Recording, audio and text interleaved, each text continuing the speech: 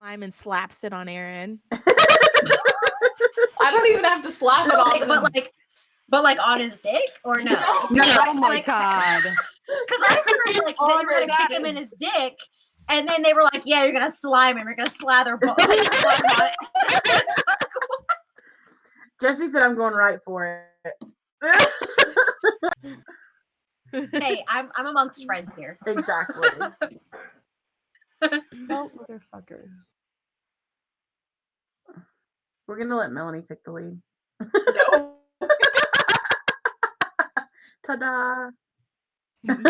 Yes. No, I actually got it from a coworker. They just had like an entire box full of these little slime containers. Interesting. They feel like they feel cold like water. And then when they get warm, they're kind of awkward. Well, Well, kind of awkward. You know, I can imagine. I've heard that about sex sound. I think that Aaron just loved the feel of it. Yeah. It reminds him of the womb. Especially when it's cold. Yes. Yeah, it's like if he's not around, does that mean that we just talk about Aaron for a while? We talk whatever the fuck we want He comes to. back and he's just like, "What the fuck?" That's okay. I heard that. He probably won't listen to it, to be completely honest. There you go. Unless you want us to edit stuff out. And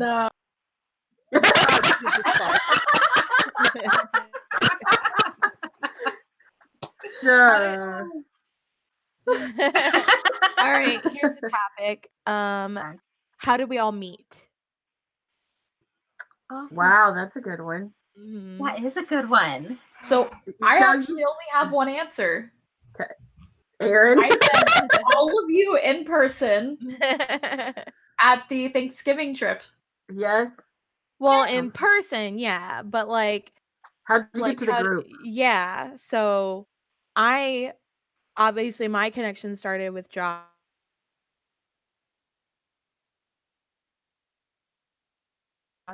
Yeah, 2011. And then we moved to Florida in October of 2011. And that's also right around the time that April and Mike moved down to Florida as well. And so here I'm in Florida, no friends, no family. And of course, April and Mike just basically adopted me like I was part of the group, part of the family. You know, this awkward person, still an awkward person, really. But Were there two or awkward three person. kids at this time? At 3. that time, yeah, there Three. were 3. I think Jessie was like 7 or 8 months old, something like that. Yeah, he was a baby. Yeah. I think he was just walking, I think. And then shortly after we moved in was when Mike and Josh started going to Full Sail. And on the very first day of Josh's orientation, he met Tommy. And I don't remember, were you there at orientation, Jessie? No, I didn't start until a couple months later. Okay. So Tommy started months before me. Okay. Yeah, I met Tommy when the guys were going to Full Sail. I met Tommy before I met Jessie. Mm-hmm. And that's when Tommy was doodling on his shoes when they first started at Full Sail. Yeah. And I remember that was the very first time I met him because I actually did go to Josh's orientation with him.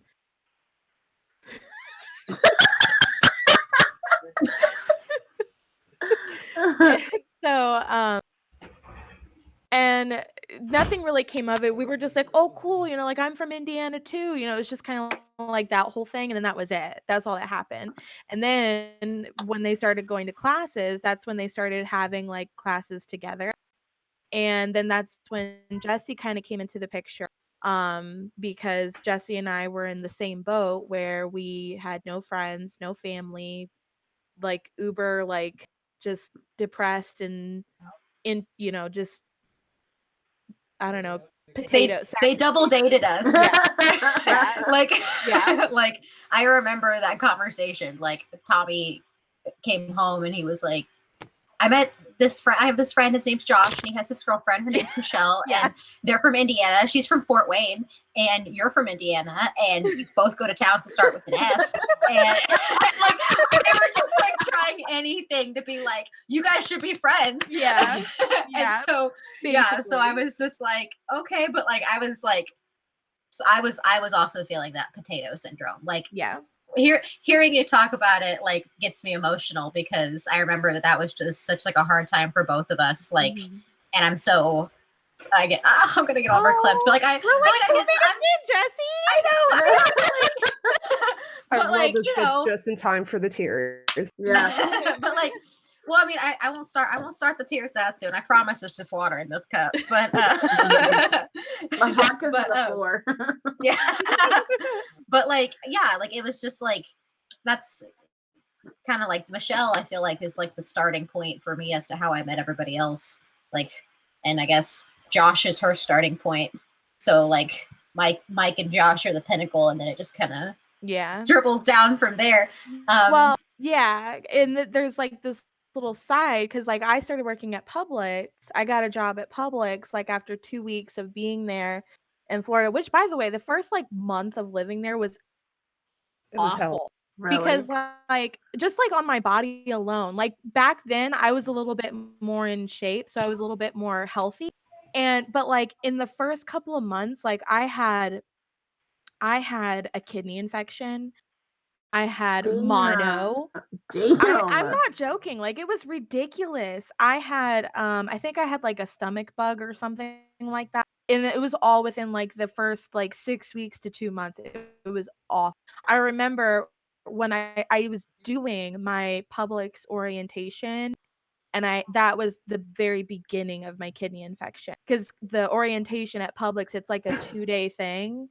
And I felt fine the first day, and then on the second day was when I started. It just like went all downhill from there, and like from the span of like 10 o'clock in the morning when it first started to like 11 o'clock at night was when I was in excruciating pain, and I had to ask Josh to take me to an ER, which he took me to. Not that we knew any better, but took me to the ER in Winter Park, and it was awful. It was so bad. I think we were in that waiting room for like 3 hours before I got into a room, before I got any medication, nothing. Jesus. It was stupid. But anyway, long story short, I started working at Publix, and I don't think I even really I don't know. In the beginning, like when I first meet people, like I'm kind of shy. And so like when I first started working at Publix, first of all, it was the busy season because it was right around the holidays. So like we were too busy for me to even really like get to know my coworkers. And so I don't think I even really started like hanging out, not hanging out, but like get to know Aaron. Yeah, I didn't really get to really socializing with people until like maybe I don't know, at least like a month or 2 in. And whenever we would close the store, cashiers would always have to block, and Aaron worked in grocery.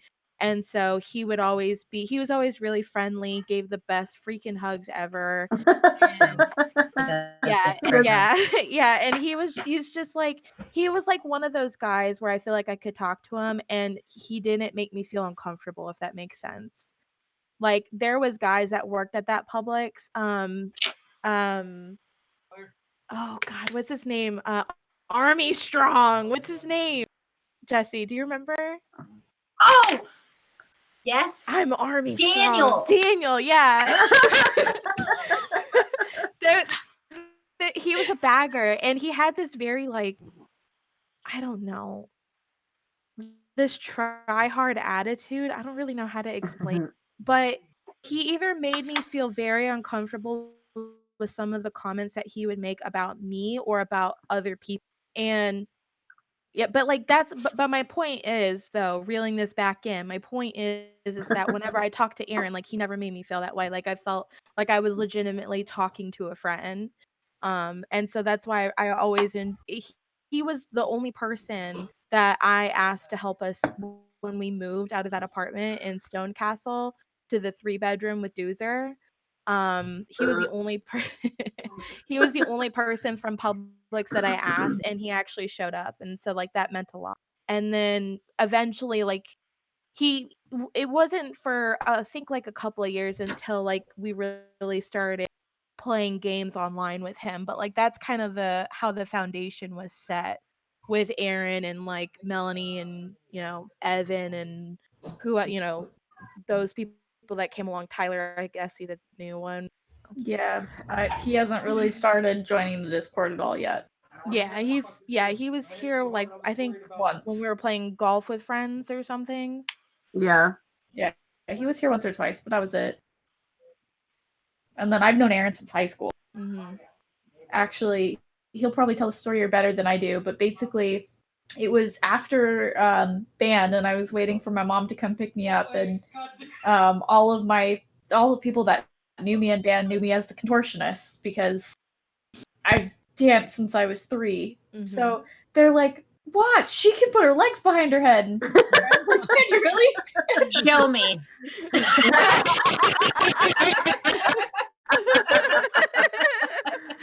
And then he's like, "You can. Okay, cool. See you later. Bye." And I feel awkward. Like you were just itemized as the girl who can put her legs over her head. Mm-hmm. Well, y'all can all thank Kevin for bringing me to the group. Which was again by Josh. Yeah, Josh met him working at the Florida hospital. Kevin and I have known each other since we were 5 and 7. Yeah, we've known each other for a while. We our families vacationed in Tennessee for 20 something years, and we every year like we went to Oakmont. It's a kind of like a little resort area, small little place, but we met when we were younger. We met like the 4th or 5th day we were there. We'd be there like all week, and we met like the 2nd or 3rd day playing in the kiddie pool. And the next year, when we got there, I remember saying, "Mom, do you think that family's going to be here this year?" And she's like, "I don't know. Maybe they will." And the whole time, like, we would get there on Friday. And, of course, they drove from Baltimore. So it was like a 9-hour drive. For us, it was like 3 hours. Mm-hmm. So the whole time, like, when we would get there, I'd open the door and I'd look. And then I'd close the door and sit there. And like, you'd hear people go up the stairs and I'd open the door and look outside. But after that, we were inseparable. Like, wherever you found one, you found the other. And we just grew up that way. He came down and stayed 1 year with us before we went up. But then we kind of not fell apart, but we just kind of we didn't talk as much for like a good probably 5 or 6 years. He was in Florida, just kind of life got in the way. But then back 2016, I think it was in February, it was snowing really bad here. And I was like, I'm just gonna call him and see, because it said it was like 12 or 13 inches in Baltimore. I was like, I'm just message him on Facebook, see what he's doing. And that was like Friday at like 9 o'clock at night, and we till 7 a.m. the next morning, like just about life, just about what we've been doing, like whatever, and literally haven't stopped talking since then. And he told me about, he got in Discord and played, he'd been playing video games with the other people that he had met. And so I started, funny story, I don't know if anybody knows this, but I used to watch Michelle and them play Overwatch all the time. Like, Kevin would stream it and I would watch them. And then one day we were talking, he's like, Amanda, why don't you just get in Discord? And I was like, they don't know who I am. And he's like, Amanda, just get in there, just talk. I'm like, And he's like, Amanda. And I'm like, okay, maybe. And then so one night, I will never forget, the first time I was introduced to Josh, Mike, and there was somebody, it might have been Doozer. They were all playing Gary's mod. And of course, as Kevin would say, I had a Mac, and I was trying to play Gary's mod on my Mac. And so I get into Discord, and I don't say a word. Like, I don't say anything, and I can't move. Like, my character wasn't moving. It was like lagging really bad. And they're like, what is she doing? She's just sitting there. I'm like, I don't know. So I immediately got a Discord. I was like, I can't do this. I can't do this. But then he decided, he's like, you know what? I'm just going to build you a gaming computer. This is ridiculous. So then I got back into Discord, and of course, you know, the rest is history. Met everybody. Had fun with our first Friendscation, which we have to do again. I already found a place. Yes, I love it. I was looking at it the other day. I was like, can this quarantine shit go away? Because we really need to go there. Yeah. But no, it's just been, I think it's been fun to just be able to meet other people, you know, not just, because a lot of people are like, oh, I meet people online and blah, blah, but you actually have like relationships with all of us. Like we all have those connections outside of what we do, but, you know, we can all kind of come together, and I think all of our families have kind of come together, and it's been, but yeah, y'all can all thank Kevin. It's all his fault. It's all his fault. Yeah, and what I really love about that is that in the beginning, Amanda, you were so like shy and like apprehensive, and now like I would never guess that you were the same people. But Yeah. that's kind of how I am too. Like when I'm first introduced to like new friends, new groups, I'm kind of like apprehensive, reserved, and then once like I start getting a feel for everything, I start opening up, and then you see how weird I am. Yeah. Well, I think it too is and y'all can all attest to it, there's a lot of strong personalities. So you know, when you first get, you're like, I don't really know how to take you, but you know, it's fun. Everybody and how they kind of within the group, you know, how this person's going to act to you. So when someone else comes in, you're like, what I work.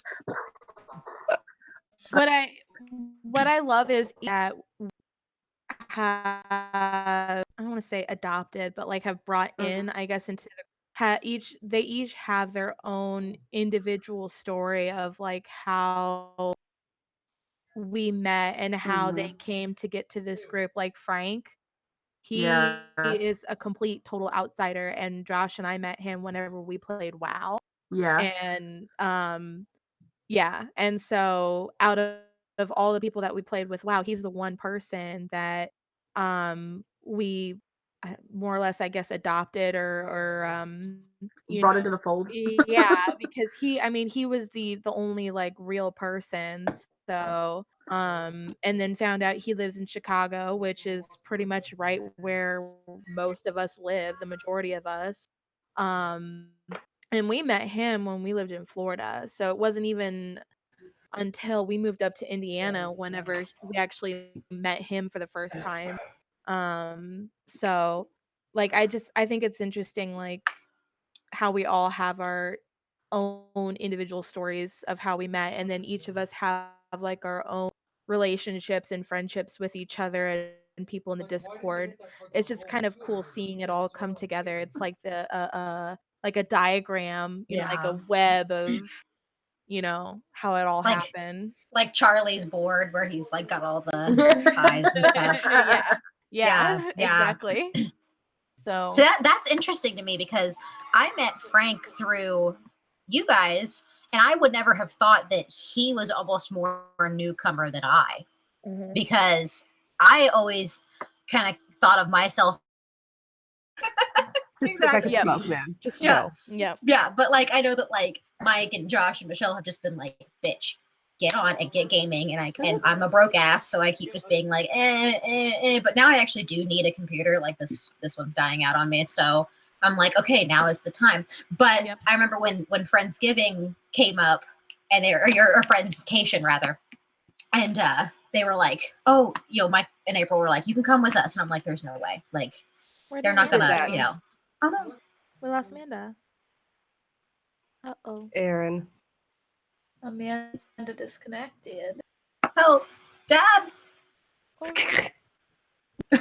Daddy, help. Daddy, can you hear me? We'll pause it till we get her back. He can't. But she's not going to be able to actually get into the podcast room. Give me just a second. Okay. Oh yeah, because it's locked. Oh no! But yeah, anyway, so the Friendscation house, I put it in the Discord thing, and it's in Knoxville, Tennessee, for $252 a night. Sleep Okay. 16 has an in-ground pool and a guest house. So yeah, it's beautiful. I booked it. Well, I didn't book it, but I had the date set for the end of May and the beginning of June for Memorial Day weekend. Mm-hmm. And that was the cheapest place, and it looked like the cutest and the easiest pool to get out of. So, Hell yeah. pretty cool. I'll look it up once we get out of this this little recording. I'll Yeah, check it same out. here. I definitely want to go this time. I'm gonna save this topic for when Amanda comes back because I know she relates to me probably more than most. But yeah, I'm definitely gonna look into that because I definitely do want to go this year. And It was a Memorial lot of Day. fun. Yeah, and Memorial Day weekend would probably be the best because then I don't think I would need to. What days would it be from? Like from Friday to Monday kind of thing, or? Sleep's 12. My bad. Hold on. Let me see. I think I set it for a Thursday to a Monday or Tuesday. Aaron, Okay. pull Amanda in. They're just hitting the ball and hit the ball. They're not even going in a damn direction. Batch. Okay, Give him that assertiveness. Randomly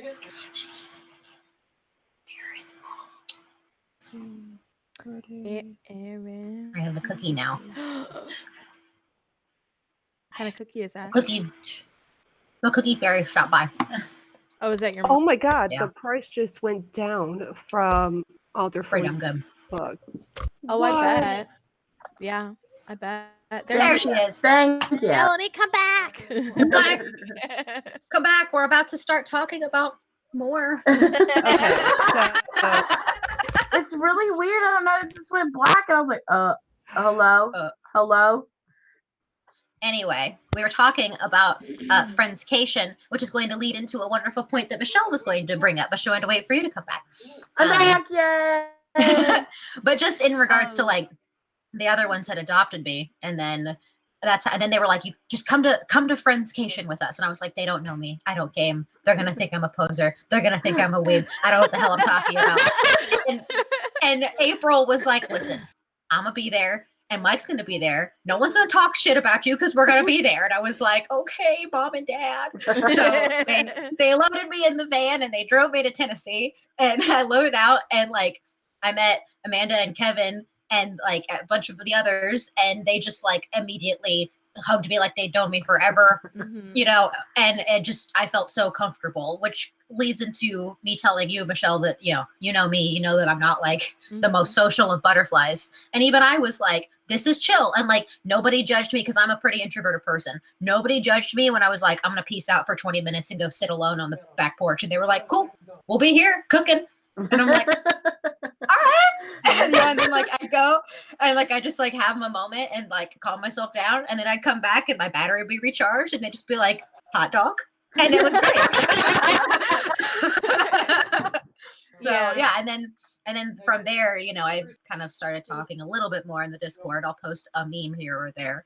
But then when we had Friendsgiving, that's when I met Melanie, and I knew Aaron from working at Publix as well. So, and I didn't know, they kind of like, they all started gaming off to the side when, you know, we kind of fell apart after college. Not fell apart because we still talked and whatnot, but like, you know, we had moved away. Yeah, life happened. And so they were gaming over here. And then when we came together, I was like, oh shit, I know him too. And then Charlie starts connecting the exactly. And then somehow all it really starts with is there's a Josh and there's an Aaron and there's a Kevin. And we've just but yeah, but going back to the vacation, that was a lot of fun. And that was the first time I'd ever done anything. Like I remember growing up, my mom, she belonged to chat rooms and stuff like that. And I remember always just being kind of, as a kid, being like, you can't be friends with people you haven't met. Like, how do you know? But then, you know, showing up and having everybody there, even though, you know, I was like, oh, sleeping under the same roof as strangers. But like, it was completely fine. And, you know, not only was it fine, but I had the best time and am looking forward to the next time. You know, what's funny is when I was leaving to go to Friendscation, all of my coworkers were like, Amanda, what if they cut you up and throw you in the and I'm like, no one's going to cut me up and they're like, wait. What did they do? I'm like, no, it'll be fine. you know, but yeah, and so everybody was like, Amanda, how could you do that? I'm like, what? Well, I mean, Kevin's gonna be there. He'll protect me, I'm sure. And then I'm like, but what if he gets like, What if someone kills Kevin first? and then someone tries to kill me? I don't know what I'm gonna do.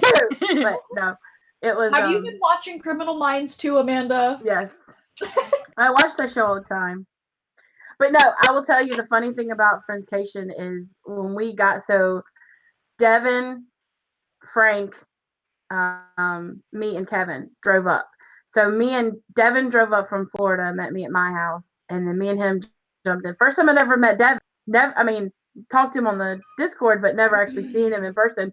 He rolls up in the Jeep. We get out of his Jeep, get in mine, take off. I'm like, this is kind of awkward. Oh, so okay, hold on. I'm sorry. I was Yeah. just about ready to go to the store. So Devin, okay. So I actually met Josh through Larry. So Devin's brother. Yes. Okay. So back in 2010, was right around the time that League of Legends just became a thing. And at the time I was in a relationship with a scumbag. And he was a sailor over at Great Lakes Station in Chicago, northern Chicago. And so we were distant, a long distance relationship for about a year. But we both liked playing video games. And I had only really ever before then had played MMORPGs, so like World of Warcraft, as an example. But I had never played WoW before, but games like that. And so he told me to download League of Legends and start playing that. Well, we play it for a while, but he was in his first year of being a sailor, so he very rarely ever had time to play. So I was mostly just playing by myself. And one day I started playing with Larry, and I guess I must have done something that impressed him because he invited me to play another game with him. And we got on Ventrilo. If you guys have ever heard of Ventrilo, it's an older program, voice program like Discord, for example, but it's an older one back in the day. And so me and him played a couple of games for a couple of days. And mind you, this was back in 2010. So I was like 20 and Larry was, I don't know, like 16 or 17, something like that. And then so we played continuously for a couple of days, and then all of a sudden he just kind of like disappeared. And I'm like, okay, I guess I must suck now. And then he came back and he was like, hey, I'm in this other Ventrilo with all these guys that play. I think you would really like them. And so that was when I entered in a Discord or a Ventrilo with Josh and Doozer and Stott. Are you sure? Oh, okay. Well, it was Josh was there. I don't remember exactly who was there in the very beginning, but Josh isn't in this podcast. Go home. You're not invited, Josh. No, Kuka was well, anyway. Disappear. Yeah. Walk away. Tell him we didn't interrupt his podcast. I love seeing Mike peek up in the back, like he hears really his name static. and he's like, what? He's really static, and then all of a sudden you see him like yeah, like he's like, oh, is my fellow brethren being yelled at by these women? But anyway, so Josh, are you leaving? Am I? Bye. Bye. Josh, be nice. This isn't about you. This is about me. I'm not doing anything. I'm here. What do you want? Oh, it's not about you. All right. All right, then chill out. Bye. And today's topic is toxic masculinity. So back on topic. So and then so long story short, that was back in 2010, and he was in a relationship, I was in a relationship. He got out of the Marine Corps, moved back from North Carolina to Florida, Him and the girl he was dating broke up, and then me and him started talking. I had broken up with my boyfriend at the time because he was just never there, and he was being stationed in, I think, Seattle or something like that, so it just wasn't gonna work. And so Josh and I just started talking, and one thing led to another, and here we are almost 10 years later. And that was all because Larry introduced me to him, and Devin is his little brother, who I wish you guys would have known him back then, because I've literally seen him grow up. Because I think when I first met Devin, I think he was like, I don't know, like 14, 13 or 14. He was young. Yeah, His because he balls is a hadn't dropped. youngin. I remember him saying his age Yeah. at Friendsgiving, and I was like, "You're how old?" Yeah. Like I felt old. I was like, "Oh, Yeah. no." His balls hadn't even dropped yet. He was young. So it's interesting, and that's literally how Josh and I got together. So That's funny. and Yeah. we're still playing League Yeah. every once in a while. Now it's TFT primarily. Yeah. That doesn't count. Well, it's within the League client. Yeah. It's coming full circle still. There you kinda. Don't give me But that yeah. face, Melanie. But that was funny because we left and like it was like 7 a.m. We had to go pick up Kevin and Frank in Charlotte. And so Debbie gets in the car, and it's just like, that first like 2-3 minutes is like that awkward silence, like, so what are we gonna talk about for an hour and a half? And so we leave and we get on the interstate, and his first like interaction with South Carolina is getting on 85, and there's a huge tractor trailer that is fully engulfed in flames, and he's just Oh my god. and so we get to, so Kevin texts me as we're driving up, and he's like, "We've landed. I'm gonna go find Frank," which I knew was gonna be a bad idea.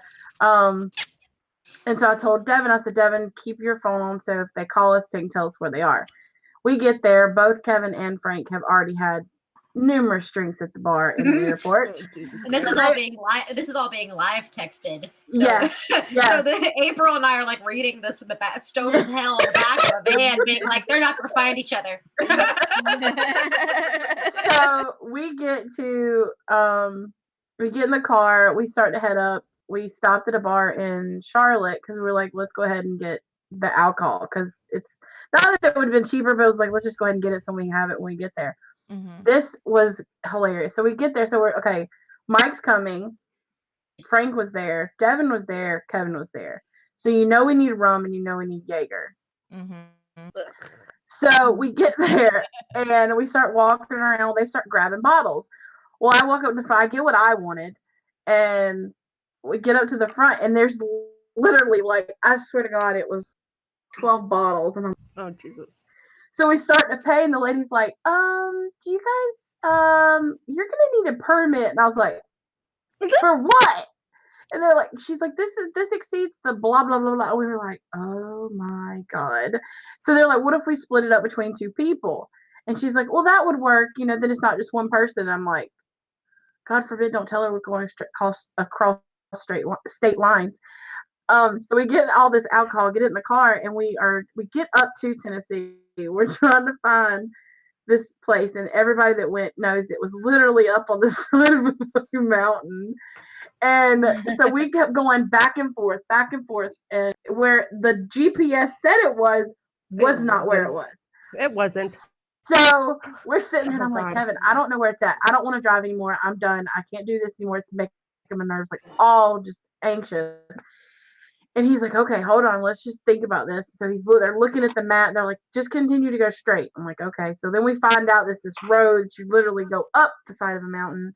And then we fail. And so we get there. It was just the 4 of us. So we get everything unpacked. And of course, we're not going to sleep. It's still 1, 2 in the morning. And so we decided to get in the hot tub. Then we couldn't figure out how to turn on the hot tub. It's cold as crap. And we finally get in the hot tub. Well, we start, of course, drinking. And it's probably 3 in the morning, 4 in the morning. And I'm exhausted. I've been driving all day. Me and Devin have been driving. They flew. So they were still, Kevin and Frank were still going. So Devin passed out on the couch. I went in the bedroom, fell asleep.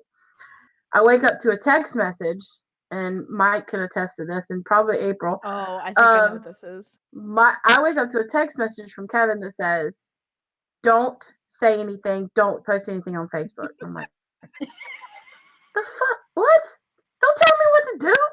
But I'm just like, at first I'm like, what? I don't understand. So I go out on the deck because it was beautiful out on that deck. That was one thing I loved about it. And I'm sitting out there and I start floating. Well, then I have 2 missed phone calls from Doozer on Discord. And now at this point I hadn't talked to Doozer in 2 or 3 months. And so I'm like, what? And they're at like 3 a.m. And I'm like, what the? Then I get a message from Mike that says, "Are you okay?" And I'm like, yeah, I just woke up. Like, it's 9 a.m. Like, I'm just kind of groggy. And he's like, "Okay, as long as you're okay." And I'm like, he said, "I just got a phone call from Doozer asking me if you were okay." And I'm like, what the hell happened last night? And so in the midst of this, Frank gets up. So I walk in the kitchen. I was making breakfast, and I said, "What did you and Kevin do last night?" And Frank just looks at me with this like look on his face, and I was like, "What the fuck?" Oh, And God, that made me so mad. I was like, "What are they talking about?" And so then he decides to go wake Kevin up. So Kevin gets up. He walks down the stairs, and I said, "Kevin, what did you do?" And he's like, "What are you talking about?" I said, "What did you do?" And then he looks at this is the best part was he looks at Frank, he looks at me, and he looks back at Frank, and y'all have all heard that little evil giggle that he does. He did that little giggle, and I'm like, he said, "Amanda," I was like, "What?" He goes, "You died." I'm like, "What do you mean I died?" And they literally at like 5 a.m. called Doozer and said I had died. And I was like, "Why?" And he's like, we just thought it'd be funny. I'm like, oh my god. I literally was in tears when he told me because I was laughing, but I felt bad. I'm like, but then I'm like, well, they were like, they said, "Well, just keep it going." And I'm like, no, I was like, don't tell them I died. And then Frank was like, "Let's take a picture of you laying on the ground and we'll like throw ketchup on you." And I'm like, no. And I said, "Well, I already told Mike I was fine." And they were like, "Why?" And I'm like, "I didn't know I was dead." And like, why wouldn't you be like, "No, yeah. I'm not, and I don't know why." Goodbye. Yeah. So then I finally we messaged, and I got a message back. It's like, "Your best friend's an asshole." And I'm like, there's other things that have been done that's the least of the thing. But it was so the first night of the trip I died. You asshole.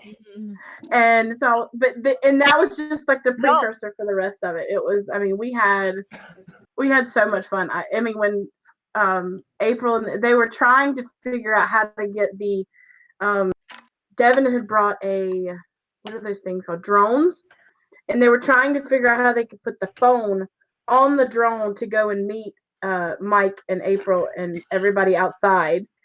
That didn't work because it wouldn't hold the phone. I didn't know this. Yes, they were trying.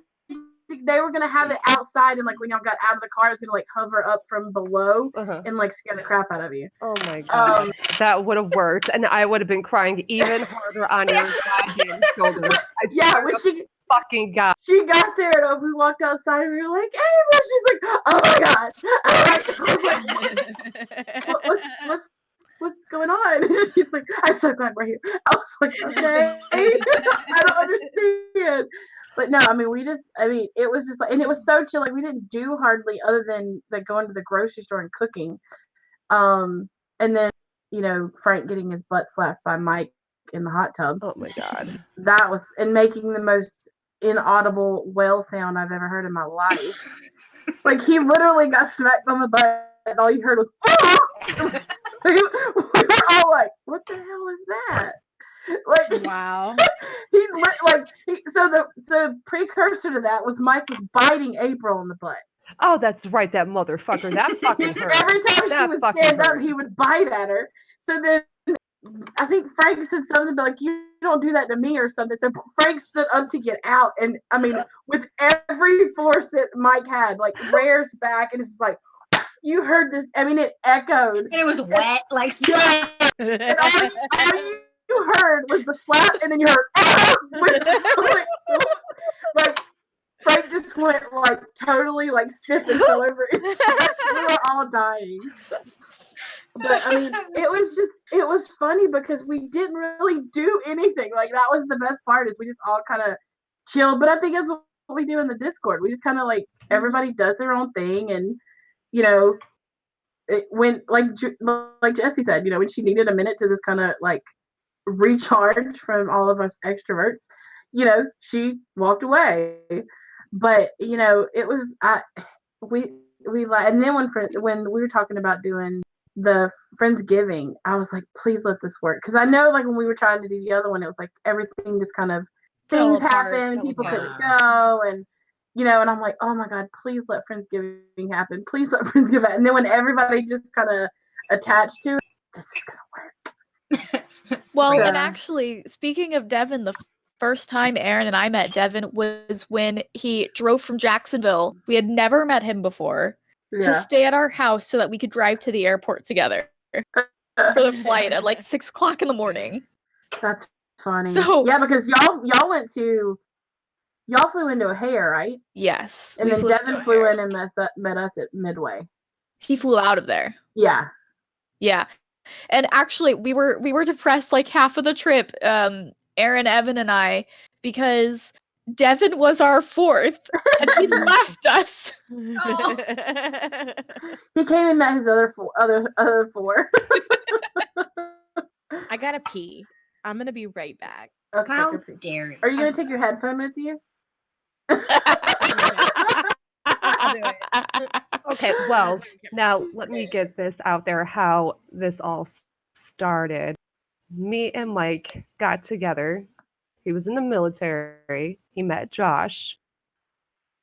We got married in 2010. So I met Josh in 2009. And Josh was there for the birth of Jessie, Not which was me. amazing. Little Jessie, baby. Little man Jessie, the baby. For any listeners or watchers that don't know, not me. Jessie really is wasn't now adopted. 9. Yeah. Jessie is now 9. So that means I've known Josh for a good 10, 11 years now. Wow. Yeah. And then from Josh, here on out, he started dating Michelle after Jessie was born, obviously. And then me and Michelle were kind of almost like forced to meet. Yeah. But it's okay. At first, Yeah. we're like, yeah, okay, hi. So we I thought she like totally fucking hated me, like really fucking hated me. I'm like, well, that's not gonna happen again. Really? She fucking hates me. He's You like, thought yeah, I really thought that. I He's thought like, no, she is fine. Everything's gonna be fine. I'm like, no, she did talk to me. She hates me. no. So I'm like, I can't stand when people don't like me. So I kind of like insert myself a little bit more, and then I'm like, yeah, they definitely hate me. And then eventually it's okay. I can't So, believe yeah. that. I didn't know that. Yeah. Oh, I don't know how many times. I don't know. I thought I told you that. No. Or maybe I don't know. Maybe you did, but Unless it's a high moment for me. So no, I when I first met you, I was, I don't know, intimidated, I guess. that's what everybody Because keeps saying, that they're I'm just like, well, it's not even like you're not scary. Like I'm just like, oh god, this bitch has her shit together. Like I think I'm glad I you thought barely- so. I'm like, I barely know how to put my pants on. Like, and this bitch is like doing a thing. Like, she has a solution for everything, and I'm like, sack of potatoes. I think like the thing that I think that April has, because like I agree, like it's not like an intimidation thing, but it's like this deep revered respect, and I honest to God think it's like this thing that women can see in other women, where I'm like, you have that mom energy, and like I was Yeah. I was like, about to you're- say you the exact immediately- same. Yeah. immediately you're just like, yes, mom. So the first divorce was completely amazing for me because I got divorced in 2008. To Michelle, why Haley's is there father. smoke coming onto your screen? Yeah, I keep seeing that too on the left. It's a I have candle. diffuser. Oh, okay. Okay. Yeah. I thought you were on fire. This is what I'm diffusing. What is that? Lemongrass and lily. Oh, I like Smells good. lemongrass. Yeah. So I'll I turn it off divorced. the smoke. Divorced the first husband, and then me and Mike got together. It was just, I turned to a stone cold hard bitch. Hard to believe. Oh, I turned into the biggest bitch ever. Well, Best believe, yeah. that I do believe, but like being cold, like it's Well, not in yeah, your not I know, with like certain people. go ahead. Yeah. Y'all know. Y'all have seen Oh, me yeah. with certain people. Yeah, once you make that, it's over. But you know I'm here to support it. Yep. Because I'm always here like, cut that bitch out. I don't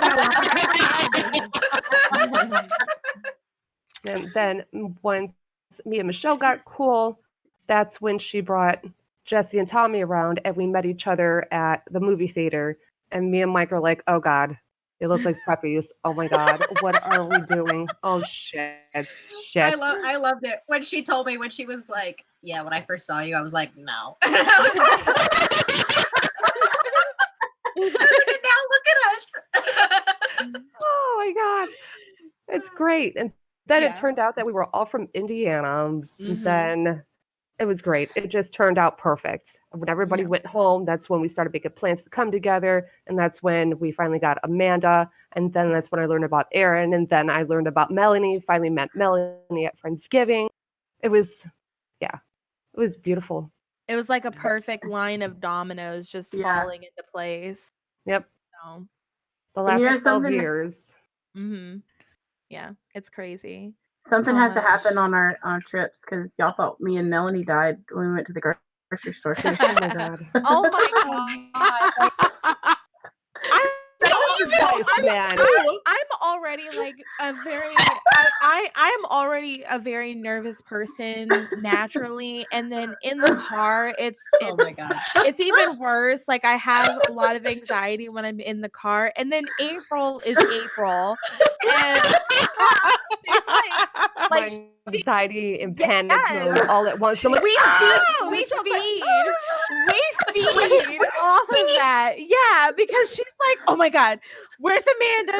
What happened? And I'm like, I can't see them. I don't. Where the fuck she go? Where the fuck she go? And Oh my I'm God, fuck, she's behind us. Stop.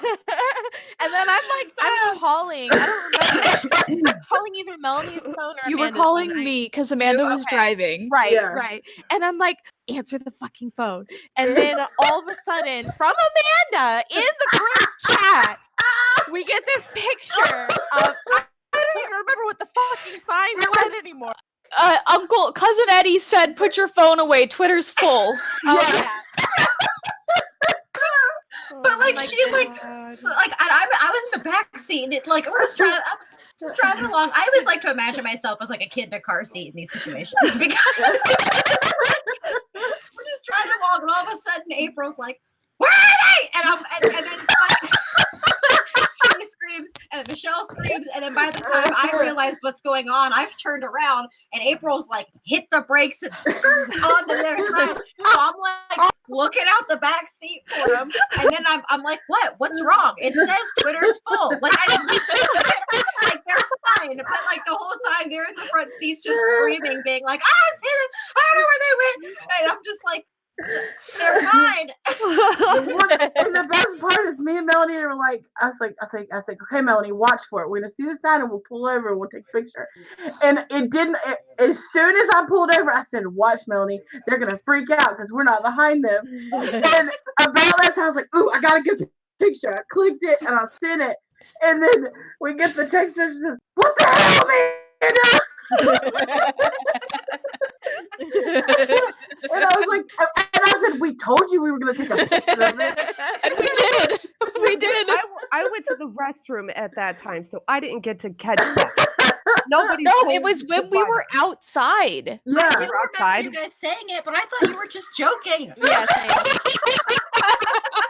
same. Listen, I heard You're actually gonna do it. By the time we had left that grocery store, I completely forgot the sex sign even existed. Like, Because it was like a busy interstate. Like it was a busy interstate. Yeah. It was cold. It was windy. I was like, they ain't gonna. They fucking did. yep. One of the best part is we're in the store and we were all like, who needs this? Who needs this? And then somebody said, we don't need that. I was like, yes, we do. I don't even remember what it was. And they're like, okay, get it. I remember, what was it we were looking for? Was it like coconut cream or something? Yes, like it that? was Yeah. to make the Yeah. rum chata. And I'm like, why does the store have fucking ghee? Yeah.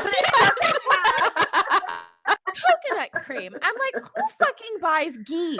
Who Yeah. goes to an Aldi to buy ghee? But they have literally every single coconut product you can ever imagine. Except coconut cream. Except coconut cream. But What here's was your that? ghee. What did we make with that? What was that? It was basically rum chata, Yeah. That's it. Okay. Yeah. I but knew we it made some. it tasted like cinnamon toast crunch, like the Yeah. milk after cinnamon toast crunch. That was also the first time I'd ever tried White rum. kombucha. Yes, we got Oh, Yes, yes. When Jessie, April almost man. puked. Oh, yeah. It was I yummy. actually, I I like it. actually thought it was pretty good. I actually have been thinking about incorporating kombucha. It's into good for my- your stomach, for like Yeah. digestive. Yeah. Yeah, it's got a lot of probiotics. So if especially if you're ever taking antibiotics, probiotics are super important afterwards to kind of get your body back into balance. Get your gut back to normal. Yup. But yeah, I do like. Yeah, I remember feeling like that girl. Like, have you guys like the girl who like tries it and she's like, no. Well, yeah. Me. like that. Like, that is how I felt about it. Like at first I was like, no, but then afterwards I was like, Hold It's on. not that hold on. bad. let me try it Wait, again. Let me wait, try it again. You're missing a very key piece of information if you don't know this about Jessie. Jessie is very fucking picky. Okay. One of the first times I ever had like a I don't know, like a girl date with her or something. We went to Subway and I'm like, okay, bitch, what do you want on your sandwich? And this girl's like, I want ham and lettuce or something like that. And I'm like, okay, what else? And she's like, that's it. And I'm like, not even any sauce? She's like, no sauce. I'm like, what about cheese? She's like, I don't like cheese. I'm like, That's okay. I think I may be worse. and I'm like, so for her to even like try that, like that's huge. That's huge. We So- were Yeah. drinking it like with shot glasses, so that kind of Yeah. True. like I'm like, Yeah. I can do this. we just kind of said, Jessie, here, take the shot. So, oh yeah, that was. I mean, and she's come a long way. She's not nearly as picky as she used to be, but True. I'm You like, guys this have helped bitch me is- expand my Yeah, talents of and then- theory. And then she was like, now I put spinach on my sandwich. And I'm like, ooh. She's moving up in the It's a world. big deal. Yeah, I'm like, girl, all Well, that it's shit funny. on there. Yeah, well, it's funny because like she knows that like I'm only picky if I hear what's in it. So like she'll cook something and she'll be like, "Here, eat this," and I'm like, "Okay, I'll eat." Like a kid, like I'll eat it, Yeah. and then she'll be like, "Did you like that?" I'm like, "Yeah." And she's like, "It had green onion." Or like my I'm- Alfredo. Yes, which I've been craving. I want your Alfredo. I want April's cheesecake. Mm. Cheesecake. I want Kevin's bacon. Kevin Bacon, Kevin's. Kevin bacon. I Kevin's can now handle that, so I want it now. Yay, yes, we accidentally poisoned April. Yeah, we did. Oh, yeah. It was definitely my brain that did all that shit. Definitely. But now you're yeah. rocking that fresh cut. Like, You know what? yeah. Let's Cool. kind of how have you been doing Well, since Let's the light this surgery and first. everything? Let's get on the Just right let me- track here. yeah, there we go. give like a as much as you want to anyway, like a brief rundown of what Yeah. you've had to go through the last like 5 or 6 years now. Oh, Mainly, I mean, I know you've been dealing with it for a long time, but yeah. the last like 5 or 6 climax. years especially, yeah. Yeah. As soon as I got pregnant with Ava's now 4, so the last 5.5 years, I got sick. Started out with just getting pregnant accidentally on birth control. Sorry, but whatever. Mhm, It happened. mhm. And then I started getting weird, funny spots on my body. Figured out it took almost a year to figure out that was fibromyalgia. I had Ava, then I had a little extra blood afterwards, so they had to stop all the bleeding. Then after I had Ava, I breastfed for 6 months, and at 6 months is when I had like this weird attack, like a big weird attack on my body. I started flailing around. My body went insane. Went to the emergency room a good 30, 40 times, and they could never figure out what happened until one doctor finally figured out something happened because I was having a panic attack. I had broke my thumb, accidentally taken the garbage out. I did a little twirl, fell, and broke my thumb. Who the fuck does that? But yeah, they figured out that my thyroid was out of control. So I was on medication for over a year, and the thyroid medicine wasn't working. I told him to take it out. He said no. Kept convincing him. Took another year to convince him, take it out. He said no. And I'm like, you're taking it out. He's like, okay, we'll take it out. I took it out. Ended up having cancer. Yay. So we got the cancer out. And then I had, before the cancer thingy, I had a car accident and had a CT scan of my head. And they found out that I had a Chiari malformation. And everybody's like, oh, it's nothing. Brush it off. I'm like, okay, we'll brush it off. It's nothing. They said it's nothing. It's nothing. Brushed that off for 3 years. After the cancer is when things still kept getting worse and worse for me. We switched the medicine after the thyroid was taken out. I was sick on that for a year. Found out that I was gluten intolerant. Not happy. So I couldn't eat anything. I've lost 30 pounds off of that. And then switched the medicine to a regular medicine that didn't have any gluten in it. And I started to feel better. And then I started getting on the doctor's ass about the Chiari. I'm like, well, my leg goes numb. I fall down the stairs. My nerves go insane and this and this and this. I've got this pain. I got this pain. This goes numb. It's like, okay, well, we can do the surgery. I'm like, okay, great. Awesome.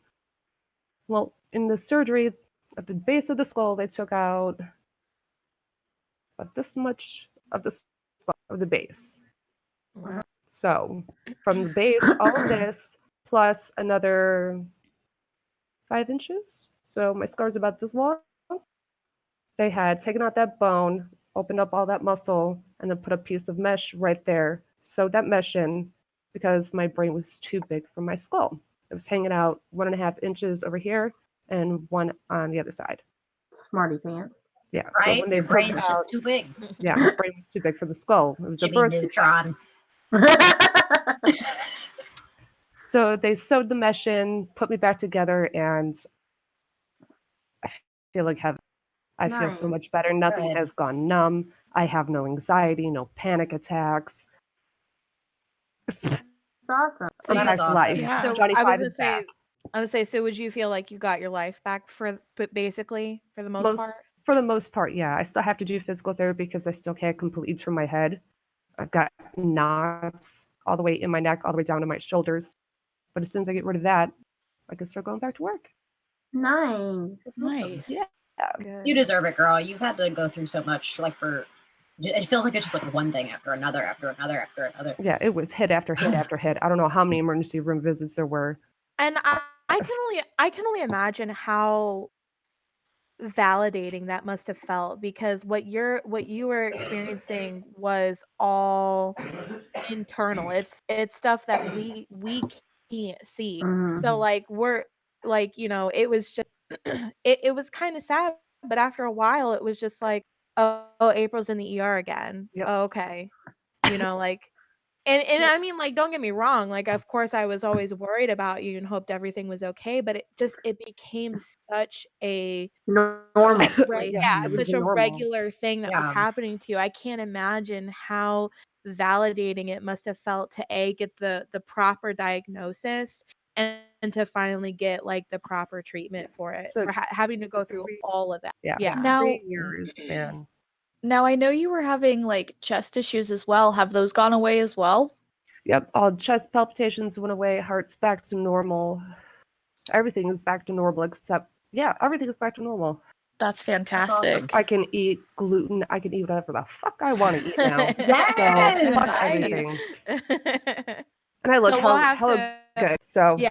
Yeah, so we'll have to have another Friendsgiving so you Friendsgiving. can eat whatever you Everything. want. Yeah. Mhm. You can eat Especially all the those things. mashed potatoes. We need to make more.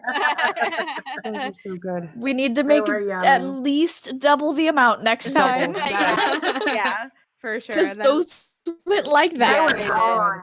Yeah. Those were the best. Butter It was a- potatoes. It was a Oh. test run for sure. Secret is put Now a we little know. bit of mayonnaise in your mashed potatoes. There was also Nice. bacon grease in it. There was Yeah. bacon Bacon grease in it. Yeah. She's Yep. not supposed to tell anybody. Going. It almost tasted like there was ranch in it, but I don't remember That was putting ranch in it. that's the mayonnaise. That was That's the mayonnaise? the funny Little the tang. funny story is Kevin moved down here for a little while and we were cooking dinner and we made mashed potatoes and I got the mayonnaise because of course I love Duke's. Got it out of the refrigerator and started to open it. He said, "What are you doing?" Making mashed potatoes. What are you doing with the mayonnaise? Again, making mashed potatoes. And he said, "Are you sick?" I said, "Yeah." I said, "Just try it." So I made it like I normally did, and gave him some, and he looked at me and goes, "Oh, okay." It wasn't bad. And I'm like, "See," but my mother has always done that. She's always put a little. I think it makes it creamy. Like, but that's when you taste it, that's what makes it kind of have that ranchy, kind of twang Yeah. to it. Yeah. I love That was pretty damn cooking. awesome. Mm-hmm. Yeah. I love cooking. That was my favorite. I will say highlight was being able to cook with all the girls for Friendsgiving. And then too when we did vacation, but the Thanksgiving we were all just in there like just having a laughing and it's gonna be even better too to Shell's point. I think April had those anxieties and those like feelings that she had to like she couldn't be completely involved, but I think now that she's back to April, I think she's gonna the next one's gonna be that much better. It's gonna be a lot chiller for me, and I don't have to run around like I've got my head cut off. Yeah. Yeah, and cause we always used to do Friendsgiving in Florida because that's all we really had. Like most of us never really had the money to go home and spend time with family for Thanksgiving, so we all banded together for Thanksgiving. So it was really nice to be able to do that again. And I mean, and one of the things that I struggled with after I had Oliver was my anxiety. My anxiety has completely just like changed. Oh, no. But in the beginning it was really really hard for me because I let my anxiety prevent me from wanting to be the person that I used to be because I was always concerned about like Oliver's safety. And like I would come up with just the dumbest excuses in my brain to like say that I can't go. Like one of the main reasons why I didn't want to go to Friendsgiving was because I had this idea in my mind that like Oliver was going to walk off and like fall off of a cliff or fall into like a lake and drown. And even though there's like 20 adults around, so obviously, oh damn it, we lost Amanda again. We lost Amanda again. Damn. Amanda's just gotta like ruin it. Like I'm in the middle of some shit. Right. We're trying to feel some shit, and she just has to go and have the audacity I know, right? to just up and leave on accident. She's back in. She needs to be dragged back in. There she is. There she is. Yeah, Oh no! I told Aaron. Did it You're split double again? screening Yeah. What'd you do to fix it? Kevin fixed it. I don't even know. Hold on. That's okay. Just scoot over a little bit. Yeah. I can't even get in the damn. Hold on. Ooh, hi. Love Tweedledee it. and Tweedledum. Exactly. I don't know what this. Stupid. Hold on. I'm like. Waiting. And then. And then. And then. Let's see that beautiful face, Manda. I'm stuck. Roll, April, roll with it. Goddamn tire is like stuck. Yay! I'm There you go. back. Okay. Yay! You fixed I'm not it. touching anything ever again. Right. So Oliver was gonna fall into a lake. Yeah. Yeah, that was like, and like I would have fears like that. Like he was just gonna walk off and fall into a lake and drown, and like, you know, or like he would get up in the middle of the night and walk out. Like it's just things like that that just like my fears just and my anxieties like Kind of I let it. overtook you. Yeah, it overtook, and it took a long time, but Friendsgiving, I was like, I'm gonna do it. I'm like, I'm gonna do it. I'm like, we're gonna be in April and Mike's house. I've been in their household before. I feel safe. I feel comfortable, and I'm really glad that I did it because That was it. amazing. I mean, not only was like the trip really fun and you know, cathartic and just needed, but it also gave me that courage that like, okay, I can do this. Like, you know, I can get over my fears, I can get over my anxieties. And so we went to see Josh's family in Cincinnati in Wasn't too long ago. I remember you guys posted about it. It was like the March. last, yeah, it was like the last week of February, first week of March, right before this whole pandemic shit started. Well, when it was first starting, I guess. Yeah. Before America listened to Italy. Yeah. Yeah. So, and like that was really that was nice because like we did it on our own, and you know, it was great. Oliver did great, you know, we learned some things about that trip, about what we need to do to be better next time, and so like I'm ready. Like I'm ready to, you know, plan the next adventure, and like you know, right now our financial situation is pretty good because that was also another reason that always Yeah. made me hesitate about doing this. Like, can we afford it? You know, like, can we do this? And the one thing that I felt the worst about was about the Friendscation was that Josh couldn't go because that was right when he lost his job at what was That he was working at? the. I think at That's the one with Tom, right? yeah, I think that was at Creative Liquid. Yeah, because he got let go, and it was like, when was the vacation again? April. It was on Easter. 16th or something. Yeah, it was like right. It was Easter weekend. Yeah, and I think it was literally like the weekend before, I think so. I think, was when It he was found out right. that he was let go. Yeah, because And we all talked about like everybody pull in money so that y'all could come. We still could have done it. Yeah, Oh, we were going to like wait, everybody wait. was like, No, because it was last year, right? Yes. Yeah. No. no, No. you're The year before. 2018. 2017. No, it was last 2017. year. Was it No. last year? Yeah, it was Friendsgiving was year. last year. Yeah, so was Friendscation. We were able to get together twice last year. It was all in the same year, right? Yeah, we were able to Okay. get together. Yeah, Okay, so actually that timeline makes more sense because Josh actually lost his job at Creative Liquid. It was like right around, I think it was August, because that was when my mom started getting really, really sick. Yeah. And then he got a job at Parkview Hospital. I think it was in November, and everything was fine because he was making good money and whatnot. And so we're like, yeah, we can do Friendscation. You know, he can do it, we can do it. You know, however I was gonna feel at the time. And so, and then it was, yeah, it was. I think it was the middle of March. It was like the second or third week because I remember I just found out how much my bonus was going to be that year. And literally that day, he came home and I was like, "Oh, you want to hear how much my bonus is?" And he's like, "I got fired." And I was like, "Oh, okay." And so, and like Like, now I have this fear that like, oh my God, every time I get good news, he gets bad news. Cause like, Yeah.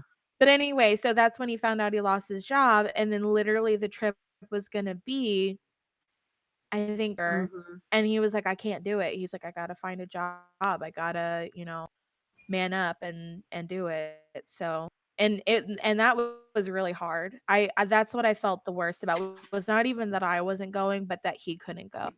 Cuz I know he really, cuz like that, out of everything, like I know the trip is, from an extrovert's perspective, is more for him you know, that's his thing. Yeah. Those are the things that he loves to do. Like he wanted to go to that trip so bad, and that was the thing that sucked the most, was knowing that he couldn't go. But it also made me really proud of him in a different way, that I mean, not that he's ever had to prove anything to me, but it just showed me that I know that he will always put like his family first, make sure that we're, you know, taken care of Yeah. before his own needs. And so I try not to be hard on him. I feel like I've done better over the years, but you know, seeing that growth in him has definitely been really awesome. So but yeah, I definitely want to do like I want to do a Friendscation this year for sure. So Yeah. And the quarantine goes, go away. I know, like I'm normally an introvert. I'm normally the person that wants to stay home, but like this is ridiculous. Like Now you're Yeah. now you're being forced to stay home. yeah, Right. No like idea. I have if, lost my mind. like if I want to go to Target just to walk around Target and look at shit that, Yeah. you know, I can't Can't buy, like afford. I want to do that. Like you know, Yes. if I want to go to, you know, a freaking restaurant just to Yes. sit, like when I don't even remember the last time I sat in a restaurant. Like Yeah. it's ridiculous. Work I has been remember that the way. last time I sat in a restaurant before my hip surgery. That Yeah. was a while ago. That was in February, and as soon as I started going back into the office, they said, coronavirus, we're shutting it down. And you're like, dang. So I have literally been in my house since my surgery in February. Same Wow. here. I've God. lost my mind. I Yeah. still have to go into work, which sucks. But I work from home. I am blessed to be. I don't do essential. shit. But yeah, it's weird because I mean, Shell knows. Shell, you in the same kind of profession, but we don't have people coming into the lobby, so we're doing a lot of stuff over the phone, and it's just weird because I'm a people person. Like I love to talk to people, love to interact with people, and the fact that I'm stuck in an office and I have to call people on the phone, I'm like, so talk to me because I'm really bored. I don't want to get on the phone again. Somebody else doesn't want to talk to me. But it's just and it's like we were talking about the other day, like the new normal, way of doing business now, like is doing a lot of like email and you know phone calls and stuff like that. And I'm like, I don't want to be like that, but it's like that's what you know now with everything going on. That's what we kind of have to be. Well, the good thing to know is that we are relatively close to herd immunity. Yeah. This has been around a lot longer than just since December because Yeah. they found, and I'm not saying 50 to 80%, 50 to 80 times as many people who have been diagnosed with coronavirus have the antibodies to the virus. I was telling Kevin, I think that because I got sick the first part of January when that was out for like a week. Mm-hmm. And it was just a weird, like, I didn't feel good. I had a fever, you know, but I just felt like crap. And now with everybody, like I was listening and reading different, I'm like, you know, I could have very easily had that, which kind of scares me because I'm like, I take care of both my parents who are in their 70s, and I'm like, that's like the you know, the people that can't fight this off or whatever. But I'm like, well, maybe with me having that, they got you know, neither one of them got sick, but maybe they are okay because I had it, you know, before or whatever. But it's just kind of scary because it's like you know, everybody's like, well, you know, it's just like the flu. It's just like the problem is that people don't know that they're carrying it. Like, because, but that's you know, the problem with any virus, you know, and that's the reason why measles is so transmittable, for example, because you are highly infectious for 5 days with any type of virus before you start showing symptoms. Yeah. You know, and it's one of those things where, you know, and this is something my mom didn't understand. She was like, do people still go and visit their elderly parents when they're sick?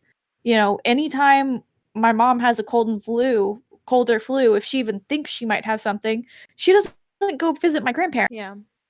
You know, it's common sense. Yeah, it's just like if your friend has a baby and you're sick, like you don't Like, want to don't go go over over to there. their house, Yeah. and get the baby sick. It's the same thing with elderly people because they're just as susceptible, if not more, depending on, their health to viruses and things like that, to getting it and to it being more dangerous for them. Well, it's like I tell my friends are like, Amanda, why don't you just come out? We'll go to this, do this. I'm like, I get it. Like, I do want to go, but I don't want to bring something back that they can't fight off. Like, Right. I would feel horrible. Y'all know me and my damn Well, and wear your my heart on my situation sleeve. is a little different because you're living and taking care of your parents. Yeah. And so it's just like people like they don't understand, and I'm like, I don't want to bring anything back. Like, I get home from work, I go to the bathroom, take all clothes off, take a shower, put on my whatever, but I don't want to bring, like, I tell my mom, don't try to be nice and wash my clothes. Like, I'll do it because I just don't want, like, I would feel horrible if I was Right. to bring Yeah. something back and them get sick. Like, that would just, y'all know me, I would just be beside myself. Right. And I think that's what a lot of people don't realize is that,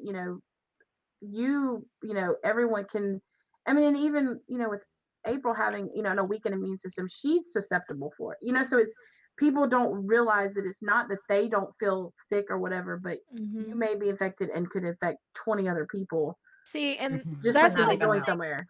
that's the whole thing that like really pissed me off when this first started happening was everybody thought it was such a big deal to be quarantined because they're like, oh, only a couple hundred people have died. And I'm Yeah. those are people. Like those are people that were loved by people, Mhm. they were taken care of by people. So even though that one person died, their death probably affected 50 people at least. Yeah. Yeah. And so like you're talking about 100 people that they all have families, they all have people that love them and will miss them because they died. And that's like what pissed me off is like they're like, why do we have to self quarantine? I'm healthy. I'm Mhm. perfectly fine. I would overcome this if I got the virus. And it's like, well, what about all the other people that you come into contact with? You Mhm. don't know their situation. What if they have really bad asthma? Or what if their lungs are compromised? Or what if they're a heavy smoker? Like, you don't know how it's going to affect them. And there's been perfectly healthy people that have died from it anyway. Yeah. Yeah. And that's what just is so shocking to me is that people don't value other people's lives unless it's somebody that they know. Yeah. Well, but And keep in mind that we're in a society where people care about animals more than they care about people. Mhm. That is We've true. completely turned against our own species, so to speak. Well, And in that case, because there's so many people out there that you try to do something good for somebody and it comes back and bites you in the ass. mhm. You try to be that, it's so sad that nowadays that you see people on the side of the road and the first instinct is your car sitting over there and you're going to go get in it after you sit here and panhandle all day. Like that's Yeah. sad to think that that's what people, if I give you this, because I've had it where I've gotten 2 double cheeseburgers from McDonald's, took it to a lady on the side of the road that had a sign that she was hungry, needed food, handed it to her, and she asked me why I didn't give her any money. Like, Mhm. you said It you were was hungry. Like, I completely understand that because when I worked at Steak and Shake, there was a guy that would come in and he would stand on the corner of 436 and Aloma. For those of you familiar with Orlando, and he would come in and he would make more than a day than all of us servers put together, just from standing on the corner panhandling. Yep. And most of those people that are panhandling, they're not going to get a real job. Why are they going to get a job if they can make more money standing on the corner than they can having, an honest work, so to speak? Yeah. And don't have to file any goddamn taxes and get away with it. Scott. mhm. Yeah. Yep. Of You know, course. it's really funny you say that. When did you work at Steak and Shake? I worked there in 2012, I think, because it was between my freshman and sophomore year of college, and I started college in 2011. I was like, I probably got Steak and Shake from you. I was wondering if our crowds had ever really passed before, because we went to that Steak and Shake was nearby where we used to live. That was by Full Sail, right? Yeah. Yeah, we used to Is that the one that go to was busted for the drugs? Potentially. I know it's the one that used to have the tables out front and all the bikers would come in on Thursday nights. Okay. I was like, I remember that there was one where like they were like dealing drugs out for the third shift through the drive-through window, and like it was all over the school. Like everybody was like, apparently like some van pulled up with like a bunch of cop cars, and every employee was loaded onto the van and taken somewhere. Like they emptied it, and then they just brought in a whole other shift of people and just picked it back up. Yeah. And everybody was like, "What the hell?" And it's because they were dealing weed through the drive-through window. Yeah, and Dang. I think And like, I don't, yeah, like everybody was in on it. I don't remember. I don't know if that was the same Steak and Shake, but I remember the one that we always went to. I went to that one right after I found out I had mono, and I literally could not eat anything because my throat hurt so bad. So all I had was the milkshake from Steak and Shake, while Josh is sitting across from me eating like the Everything. Well, cheese and I French only fries worked and there in the the summer. huh. I only worked there in the summer. It was probably then because it was either like spring or summer when it happened.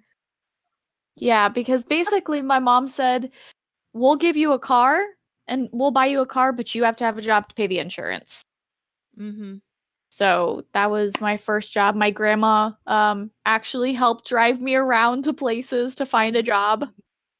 That's so cute. That's Aw. adorable. Yeah. I love What's that. what's everybody's first job? It just made me think about that. What's your Mm. first job? Steak and Shake, technically. KFC, and I only got it because of my mom. I worked at an arcade and go-kart place called Rascal's Fun Zone. Of course. Yeah. Of So course. it was no. My first job was Lee's Famous Recipe. So I was also in That's the why chicken. you love the chicken. Yeah. Yeah. She was in the chicken field as well. I worked there for about 5 years, I think. Mine was Jesus. JB's Barbecue. I worked there all through high school. It was just like a family-run barbecue place, but it is where I learned how to make coleslaw, but I can only make it in like 5-gallon buckets. I can only make it for a crowd. What's funny is I was at a church function and we were doing something. I think they were feeding like the kids or whatever. Do you see Molly? Yes. They ran out of coleslaw, and they're like, "Does anybody know how to make coleslaw?" I was like, "Yeah, but I only know how to make it with like 5-gallon Hold on. buckets." I'm gonna check my door really quick. Okay. Coleslaw, stat. Yeah, so I was like, I can make it, but it's gonna have to be one of those big like bussing table things. And Yeah. they were like, "That's perfect." So yeah, that was my first. I'm First sorry. job. I thought somebody was at my door. Where was your first job? JB's Barbecue. It's a barbecue, like a family-owned restaurant.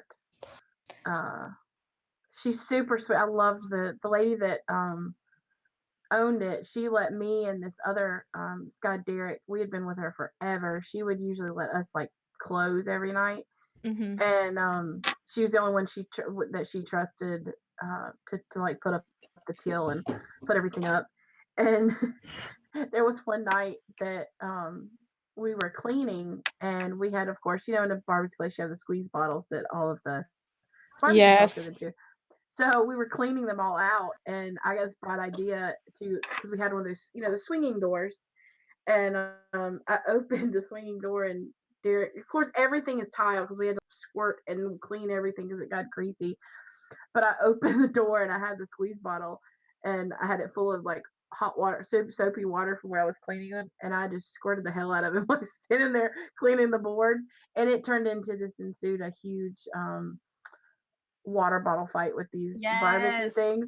And the next morning, we got to work, and Karen was there, and she goes, "Amanda, do you guys have any idea how there's so much water behind the thing?" We're like, "We have no idea." But thank God there is no cameras in this place, because we would have been in serious trouble.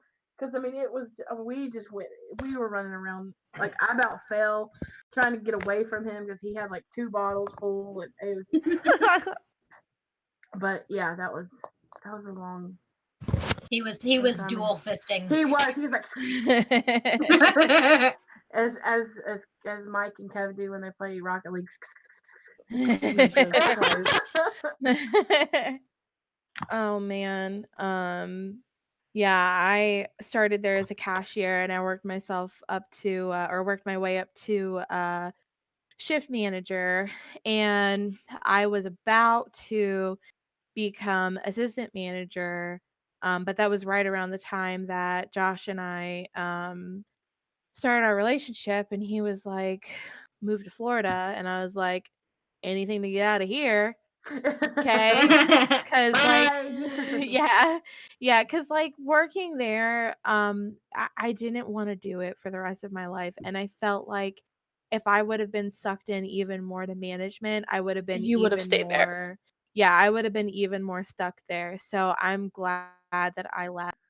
And I did have a couple of odd end jobs, like I worked at Publix for almost a year, and then I quit Publix, and then I got a job at this mortgage company, and I did like, I mean, just bitch work basically, like just filing, um, oh my gosh, loans, and scanning papers and like imaging papers into the computer, things like that. Like I just did that for, Basically a glorified secretary. yeah, A yeah. I paper mean, pusher. yeah, and I did like compliance things, so like I had to make sure everything was like signed and all that after the fact, after they'd already bought their Audit house. shit.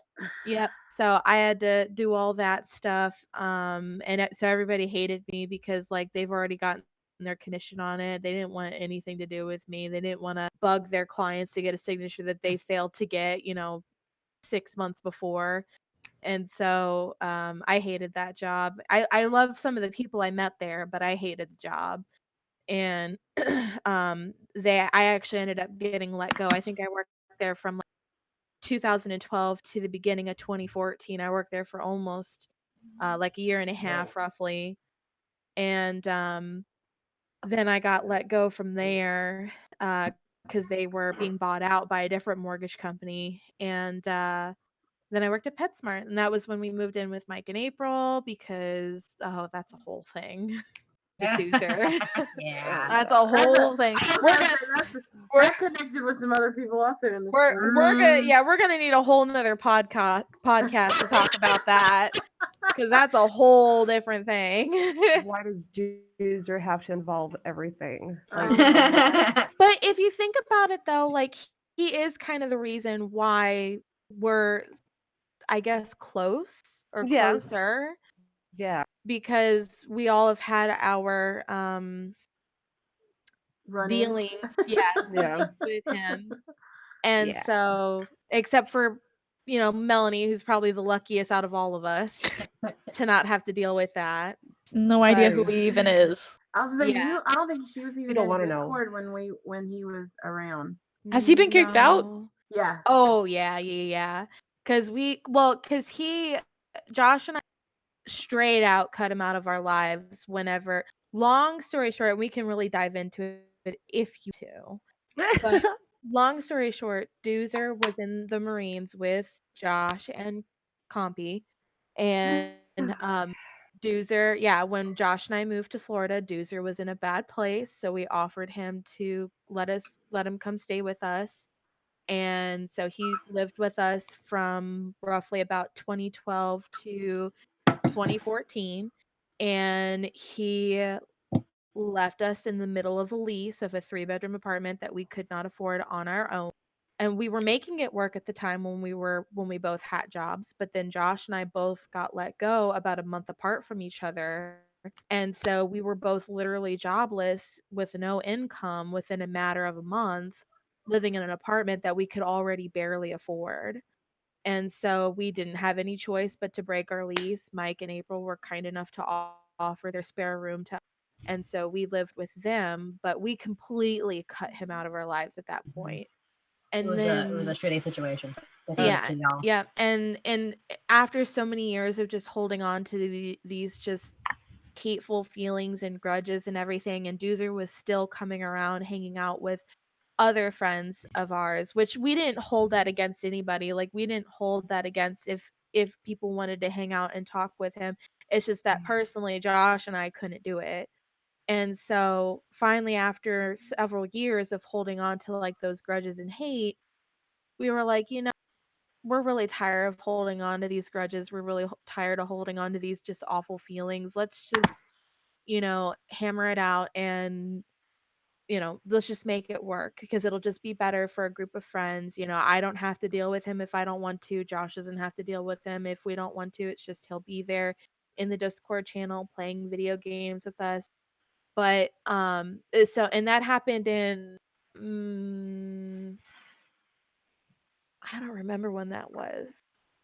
2017 maybe? Yeah. Yeah, Something because I like mean, I that. think I was in the Because- Discord at that point. Okay, so Mhm. I joined the Discord right before you guys kind of changed channels because I think you guys had a different one before Yeah. this. Yep. Okay. Then yeah, That was the major split. So when did you kind of officially join us? I don't think I really officially started playing with you guys until quite a bit later because I don't think I really started playing with you guys until Josh built my gaming computer. Yeah, because I remember Melanie would come in every once in a while with Aaron. Because I remember it's music butterfly, whatever Music that's the one I butterfly. remembered. But she would just come in for a minute and then she'd be gone. Yeah. She'd just hang out for a minute and then she'd be out. Mhm. And that was, Yeah. I think we were still in the other Discord, Charlie's Discord. Yeah. Yeah. Yeah. Because that's what happened. Because I remember you guys created this one and it was Yeah. like no drama, Mhm. That was when everything went down in the other one when he got banned and everybody went ape shit because he got banned and all this other shenanigans. Basically, yeah. So long story short, basically we let Doozer back into our lives and he was still fucked you just over doing, again. well, he didn't fuck us No. over because we learned from our mistakes, but listening to him interact with other people, especially somebody like Amanda and Kevin, who would literally give the person, the shirt clothes off off their their back. back, yeah. They would literally give anything to somebody to take care of them if they really needed it. And like listening to him like literally fuck them over right in front of us, like we couldn't like take it anymore. And it was one of those I was really impartial to the fact I was at that point where like I can't care because if I Yeah. care then I'm going to get upset. But Josh, like he was the one that was really upset. And it ended up having to be one of those unfortunate situations where they just have to learn. They have to experience it to find out. Yeah. And that's what happened. Yeah. And so Josh, before I think that had really been realized, Josh had banned him out of the Discord server. And I remember that I day. remember Mike was really upset. I remember Mike was really upset. Yep. Yeah. And I think, was Kevin upset too? Kevin was. I think Yeah. they were upset at the fact that it was done and nobody said anything. Mm-hmm. They were kind of like, why didn't we talk about this? Like we were all a group or whatever. And I think it was everybody knew. I think to Josh's, everybody knew that that's what needed to be done. Josh just did it. Like, Yeah. you know what I mean? Like it was. Seems right. I mean, Yeah. and I get where Mike and Kevin were coming from. They wish Yeah. that they would have all talked about it, but they all agreed with what happened. They just disagreed on how it happened. Yeah. And that's just But that's kind of Josh's MO. that's Josh. He does. Yeah. Yeah. He shoots Yeah. first and asks question later. Like that's. I mean, shit. Yeah, you guys saw that at Friendsgiving. Yeah. But I mean, that's, No, yeah, I remember that. and the thing is, though, is I don't think no one really disagreed with what was done and what was the outcome of it. I think people just, they had their views on how it was done, the procedure of whatever. Mhm. But I think the bad thing about it is that you do. I had heard the stories of what had happened before, and I guess it's like Shell said, it's you don't really think it's you think there's something else we're not knowing, or there's something else we didn't hear about, or whatever. But it's like when it happens, you're like, shit, damn, that was it's the same thing that happened. So it's bad, and I feel like, and I told Kevin, when we had a long discussion about the whole thing too, because I was like, I don't know, because when we were all in the channel when it happened, when the part for me happened, I was just like, I'm sitting here and you are not I don't mind helping anybody. I will give you whatever you need. If you're in need of it, I will, do whatever I can. But when you come to expect it of me, that's when I have a problem. You can't expect that from me. That it's something that I'm doing out of the goodness of my heart. I don't expect you to give me anything back, but don't expect me to continue to do it. Yep. And I think that's with anyone that wants to help, when they're wanting to help out of literally because they care. It's because you don't expect anything back, but you also don't expect them to, the next time something happens, to go, Amanda, blah blah blah blah blah. Right. Why are you coming? Why are you coming to me? Like, right. Like you be the first person that they go to. Like you, yeah, if anything, like I know that you've helped us out before. I know that you've given us a little bit of money before whenever, I think it was when Josh was unemployed and was not getting unemployment. yeah, And so it was just literally me working and then whatever we had left over from taxes and bonus. And I think you had given us a little bit of money it was to pay some bill. I can't remember what bill it yeah, was, but I didn't ask for it. I didn't want to ask for it, but you offered it and I took it because I desperately needed it. yeah, And I've been trying to, now that we're in a better position, I try to do the same thing too. Like when Kevin needed help. yeah. I yeah. mean, Kevin's, and I think that's the thing about this group is we all have this mentality of we're family. Whatever dysfunctional family we are, we're family. Period. Yeah. Like that's the end. If we can And help each other, we're going to. exactly. If Yeah. there's something, I mean, even if it's $10 to buy you a pack of cigarettes, if that's what's needed, then people will do that. Yeah. And I think the people that we have in this group understand that. And I think that's something that I will fight tooth and nail to. If someone does come in and tries to disrupt that part, that I will fight for. That's when my mama cub or mama will come Your out. mama bear. My mama bear, I said mama cub. I'm not as good as April, so I'm still a cub. But that's when I'm gonna fight. Like, no, you're not gonna do that to these people. These people I hold dear to myself. And I think that's a lot of what happened is that no one wants to ever ask for help. No one wants to ever say, Yep. I can't do this. I mean, when I left my job after 17 years, I was broken because I'm like, I don't know what else to do. Like, I'm at the point in my life, like, that's all I've done for 17 years.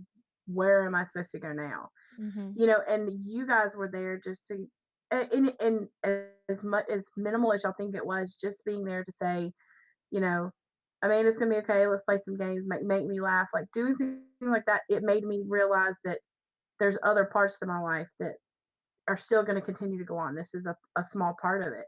Yep. But I think that's where I think I can say for me, and I've told this to Kevin numerous times, for me, it's giving me a group of friends because when I left my old job, I had a lot of friends there that don't really talk to me anymore.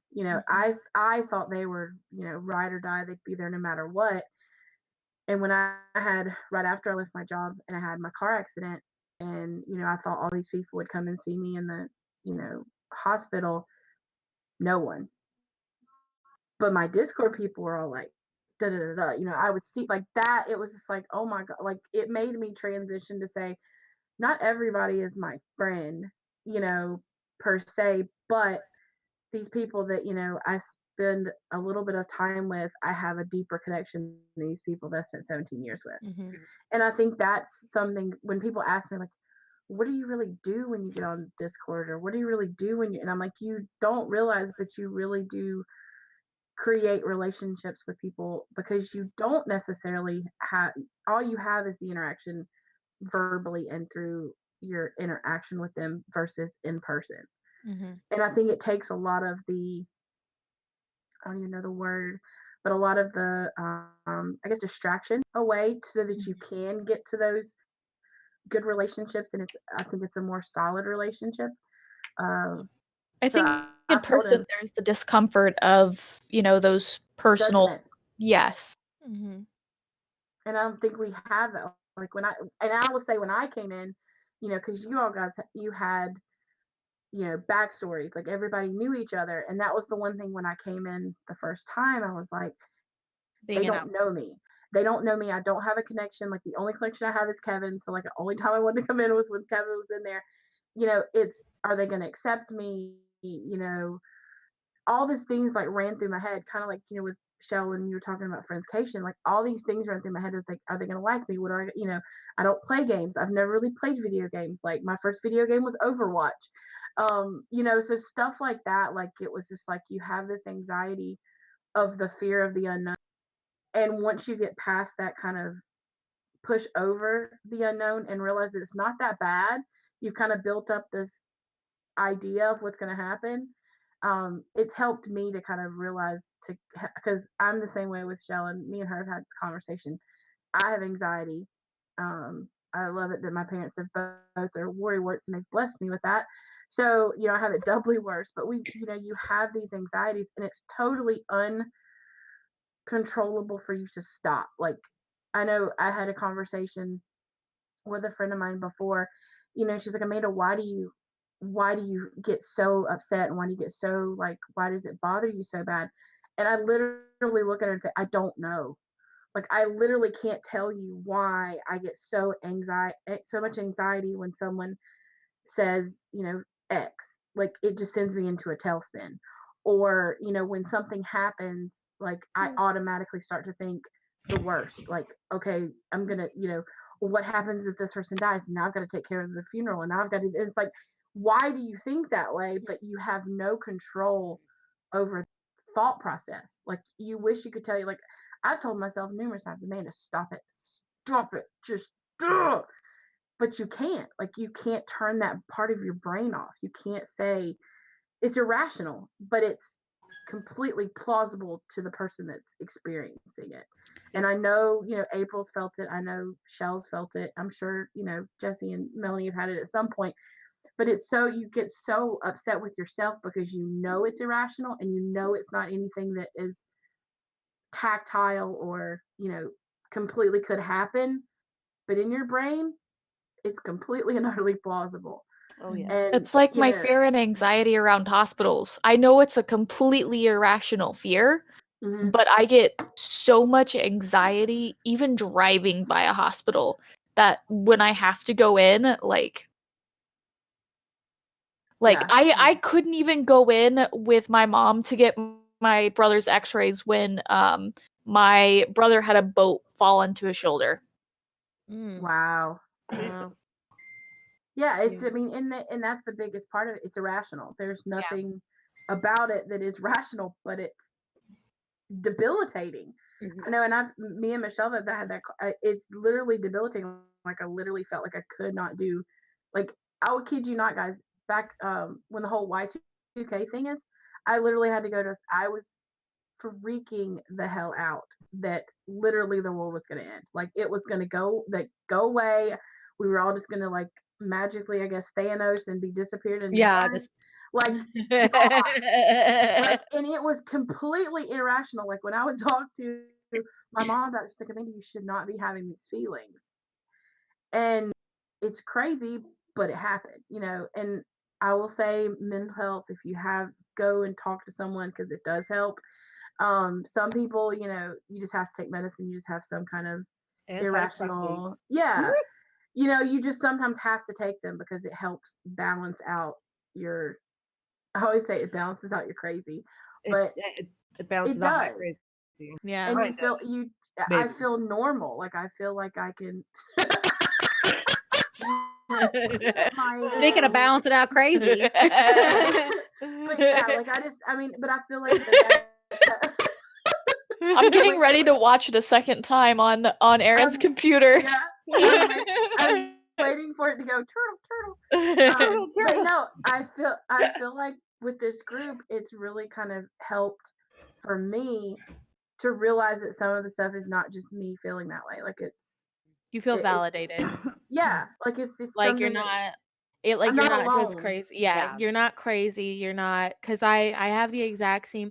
I have it for me sometimes it's literally a day-to-day battle. Mhm. Like there's some days where I literally I'm just nothing but anxious, and Josh can pick up on it really quick because like my mood just changes, and he goes like, "Are you okay?" And I'm like, "I don't know what's wrong." I'm like, "I'm just feeling very anxious today." And he goes, "Well, why? What's wrong?" And I'm like, "I don't know. Mm-mm.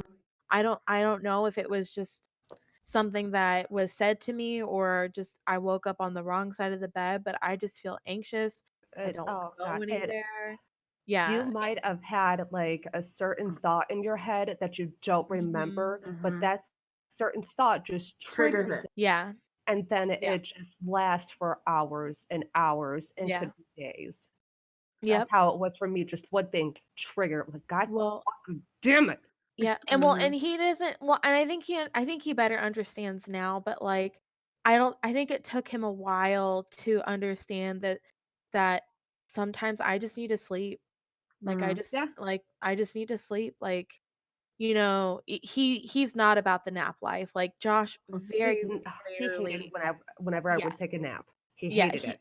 He hates it when I take naps. I mean, he's more understanding of it now, but like in the beginning, he never understood it and he would hate it because he's just like, you're wasting your day, you're wasting your That's what my time. ex used to say too. Yeah, and I'm Like like, you're wasting your whole life yeah, sleeping. yeah, I and I'm wasted like, 8 months like that. yeah, and I'm like, I'm like, I can't, like, I can't deal with today anymore. Like, I just need to take a nap. And so over the years, he's become more understanding because he just realizes that, you know, You need that recharge. even though like we may be sitting down on the couch watching a movie, I'm internally fighting myself. Mhm. I'm internally fighting my anxiety and I'm literally not even thinking about the movie. I'm literally thinking about 10 different. Yeah. I'm thinking about the grocery list. I'm thinking about, the bills that need to pay or, you know, just whatever, like literally anything. And by the time we're done with that movie, like I'm exhausted. Like I'm exhausted and I need to take a nap, even though we've just been sitting down doing nothing for the last 2 hours. Like I just need to recharge. And Doing nothing is exhausting. Yeah. yeah. Can be. And so Although- and so like for me, my recharge is being by myself and like either taking a nap or just laying in bed for, like 20-30 minutes or taking like a 2 or 3 hour nap or something like that. And um and I'm not going to say that my anxiety is better. I think I'm trying to cope with it better because the coping is the part that really sucks because Mhm. I've always been an emotional eater, always. I'm like, I'm upset, I'm gonna eat half a Mhm. pizza. I'm really anxious, I'm gonna eat a bag of candy. So since Josh and I have been on a diet for like the last 3 weeks, I'm learning how to cope differently with my emotions because I can't eat like that. Mhm. So it's been a battle and I'm nowhere close to being mentally where I want to be, but But you got past the first 21 days. yeah. Yeah. And the first 21 days are the hardest of breaking a habit and developing a new one. Yeah. So I'm Now I want some Lincoln Park. Sorry, I'm high. breaking the habit. So yeah, like it's definitely been a battle, but it helps being able to come on after a long day of working and dealing with my internal battles and saying I don't want to do shit. So like we'll just play like TFT or golf with friends or something like that. and I really treasure the friendships. Like Mike acts like a fucking fool because he knows it makes Amanda and I just laugh our asses off. He doesn't have to, Can he but laugh like a dolphin? he literally doesn't have to, but he does it because he knows that Amanda and I will laugh a fucking idiot. He does. Listen, you ready for this? Shh, be quiet. You ready? Amanda!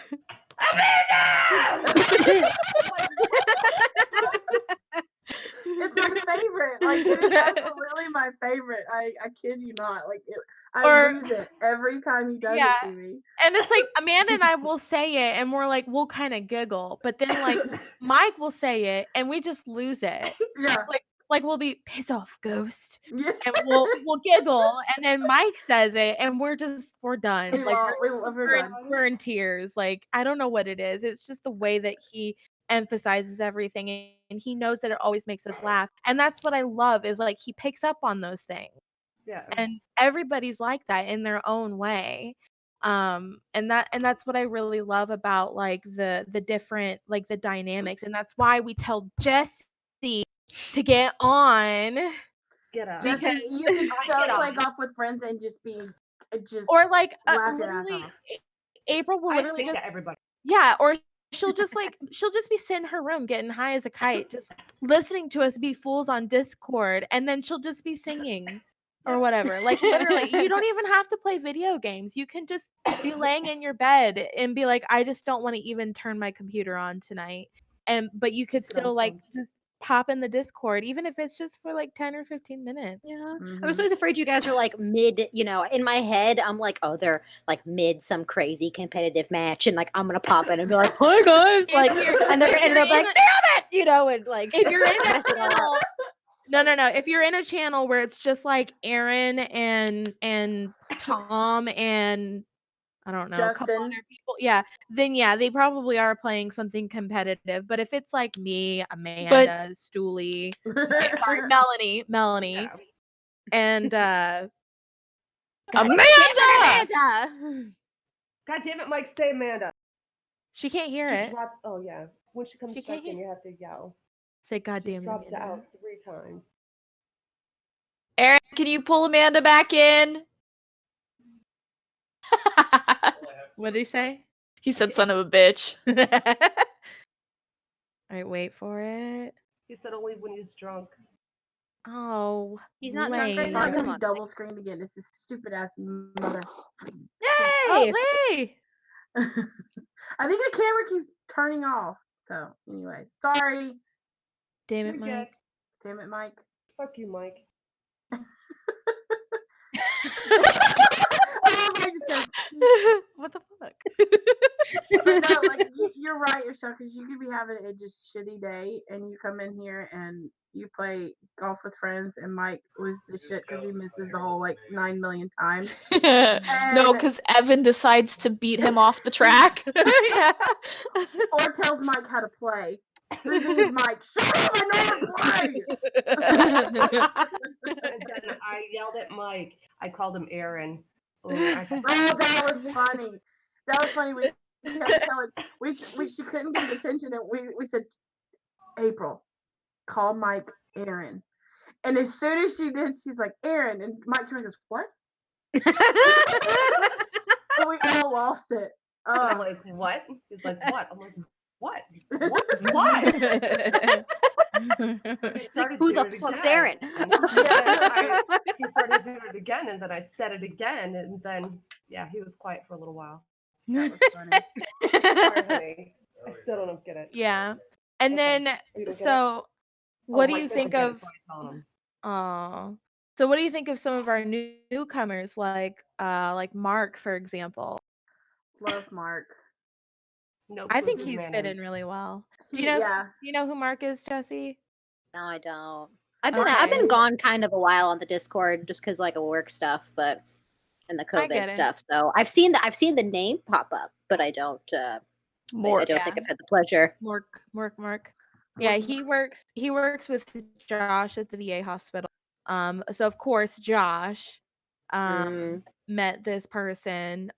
He's a veteran, so and he talks Don't shit. they play frisbee together? Sometimes, yeah, they play disc golf sometimes. Mark was actually kind of pissed Oh, what the fuck that is that bullshit, man-made bull crap. Fuck hey, that bullshit. you know what? I will say, you say what you want, April. It has probably been one of the best things to happen to Josh in a while because I'm just calling it because it's a stupid name. he's playing frisbee. It's frisbee. Just fucking call it Yeah, frisbee. It's frisbee. Call it what it is. Fuck. No, Josh is actually because Josh is very much so an extroverted person, and so kind of going back to where like my thing is being alone and taking naps, his thing is going out and doing stuff. Right. And for the longest time, we were not in a financial position for him to just all willy-nilly, go to the bar or go to the pool hall or go to the movies every weekend or something like that. So he had to find something that he enjoyed that That didn't didn't really cost anything. yeah. And so the person that he actually works beside every day, his name is Wolf. His name's also Mike, but we call him Wolf because it's just too confusing. And so There's only one mic. yeah. I don't think we need any more mics after the last incident. Oh, Oh God. So, Yes. But so he started he started playing disc. Well, first of all, my high school, I don't know, she's like my high school best friend. I don't know, whatever. Her husband has played disc golf, and he would always be like, Josh can play with us. And so he did, and then he found out that his coworker that he works with, Wolf, also likes playing disc golf. So like they all play. It's like Josh, his coworker Wolf, my best friend's husband, and then like his cousin or something like that, and they all play. And then I don't know exactly how Josh and Mark met in the VA, but they worked together, so they obviously met.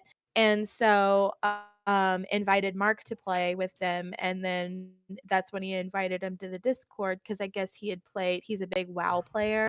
And so and then that's when Mark was like, yeah, I think the first game he started playing with us was TFT, and he hasn't been in the Discord very long, Jessie or April. I think he's only been in there for like I think a month or Couple two now. months at the Yeah. most. Mm-hmm.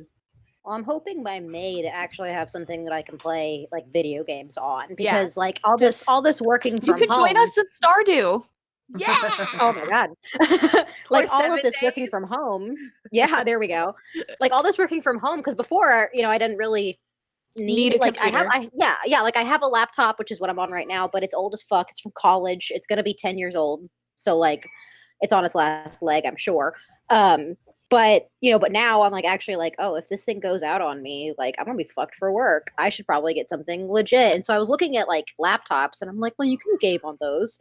But then Josh was like, No. you can do work on a gaming thing, and if they didn't give you the proper tools, then that's on them. And I'm like, you're not wrong. So, and like I have an iPad for like portability issues, so I don't necessarily need a laptop. It could be a desktop instead. So, Yeah. and now that like we're in quarantine, I have money because I don't have anything to spend it on. Yeah. Like, and so and like Josh and I and Melanie too, even for that matter, and Aaron, we all you buy it piece by piece. yeah. You buy it when you can afford it. You buy it when it's on sale. You buy it, when it's the last piece that you need. Mhm. And are you gonna do are you gonna send all the parts to Josh and Josh is gonna build it, or are you Well, I don't know. you could just have them delivered to your house, and then since you only live in Indy, which is like a hour and a half, you could Girls trip. drive. Yeah. April's Well- like, I need to help Jessie with carrying the parts. Is what? Oh, for real though. Like I wish this quarantine were a thing because I'd just be like, I'm coming up. You're building me a computer. Yeah. But with the quarantine, it's fucked up and stuff. But yeah, Josh, and I always feel like such a noob and such a burden because I'm like, Josh, will No. you tell me about this thing? And he's like, yeah, it has insert random numbers and letters here, and I'm like, okay. You're like, like, I good? know nothing. No, literally, like- that's what he did for Melanie. Melanie literally was like, "What about this?" And then so literally she bought the pieces one by one. She had them because she lives in Florida, so she can't, you know, hop in a Drive. car and Yeah. drive Yeah. over. So she had all the parts shipped here, and then Josh put it together, and then they paid for the shipping, and we shipped it to them, and you know that's how she got hers. And I think Erin did the same thing, but with Kevin, I Yep. think. So yeah. Same thing with Kevin did with Mhm. mine. Yeah, Yeah. and I'm sure, I'm sure that Kevin would screen my questions too, but I just feel like I'm like, I don't know, like, and I have no idea like where to Josh's start. big brother. Yeah, I have I'm no not saying- idea where to start. I have a headset.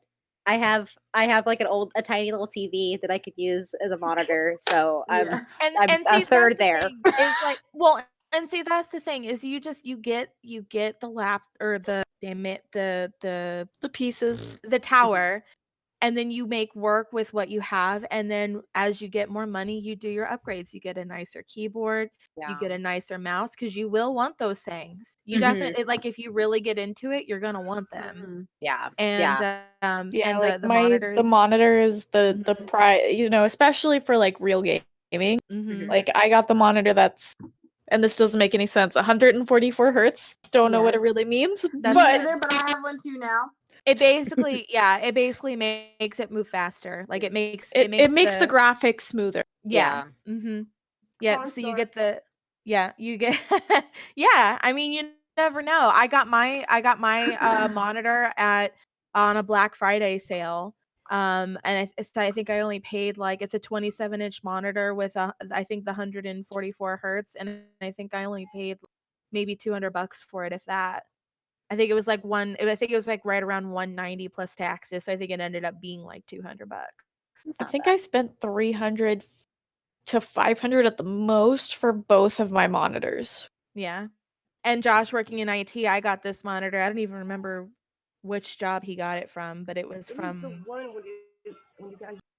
Wait, did you have it before you moved in? no.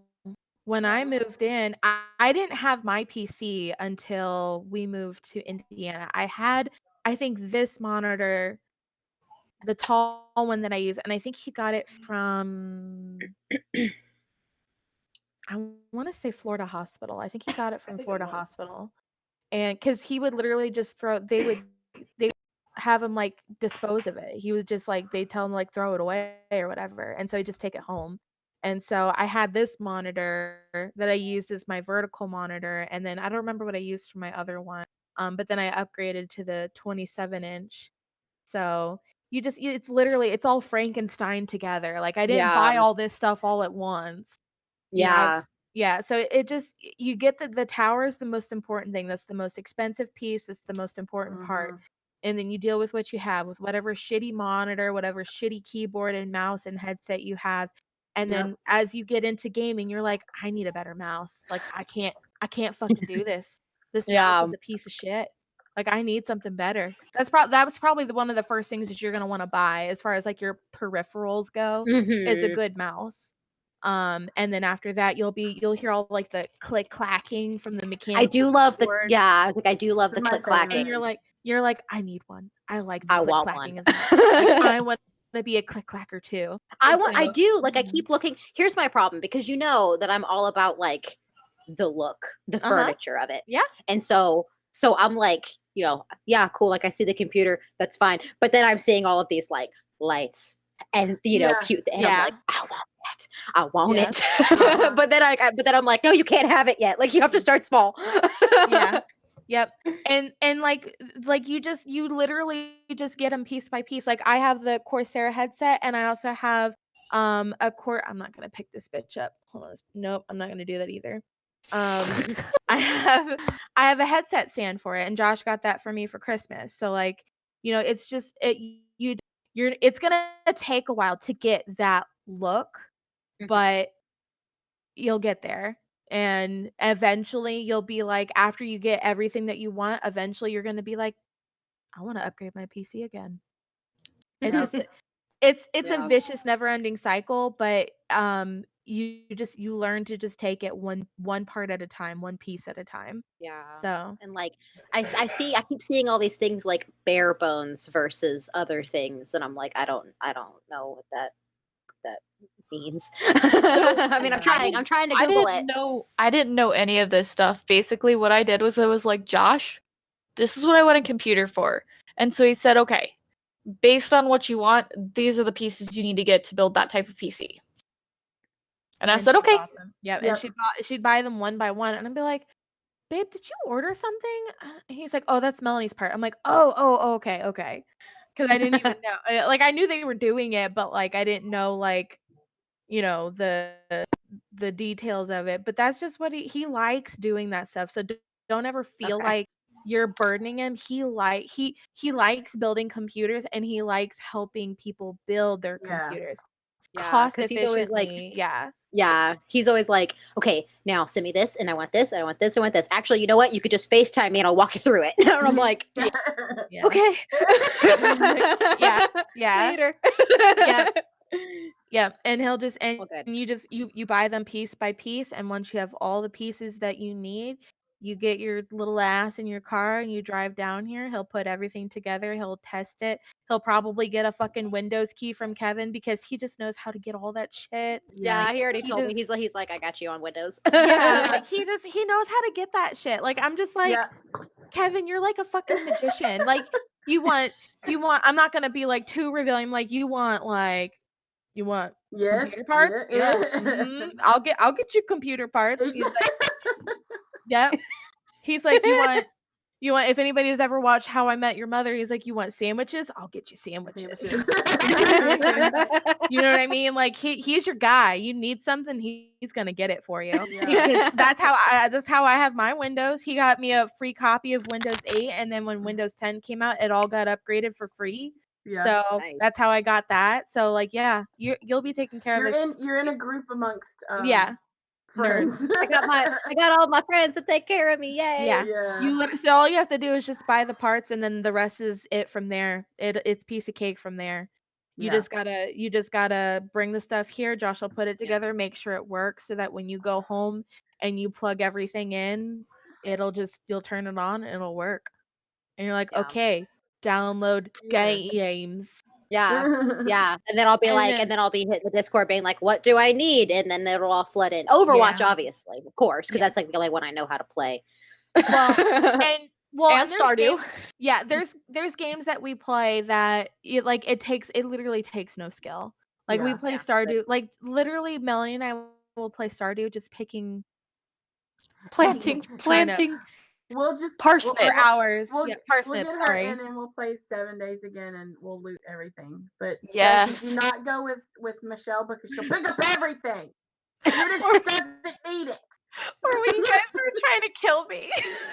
She's hoarding. That was so upsetting. I was so upsetting. I would try to shoot you and it did nothing. we would walk in and all of a sudden like I'd be looking at something in the thing and it'd be like, where'd it go? And I'm like, shit, Shell just walked by me.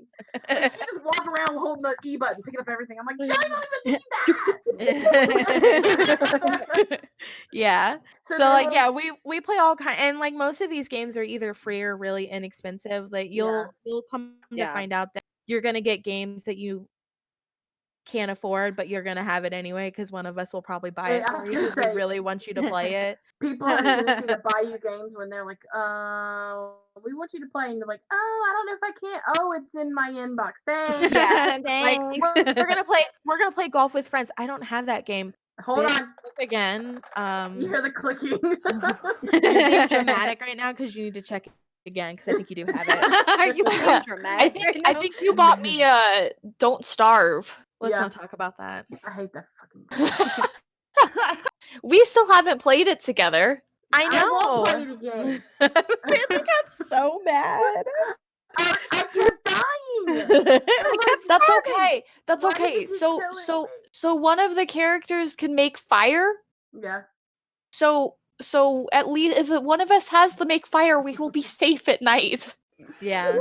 I think we need to give it bored. a. I'm like, let me just walk over here. I'm dead. So now Yeah, when they're playing, I like to antagonize them and just give Yes. them bullshit.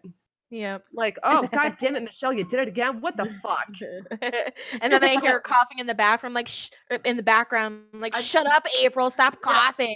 I always tell Coffee when I hear her coughing, like, don't die, April, don't die. It's just the weed, man. It's just the weed. Right. I keep telling people anytime I cough, I'm like, it's not the coronavirus, it's the marijuana virus. It's the marijuana. It's not the Rona.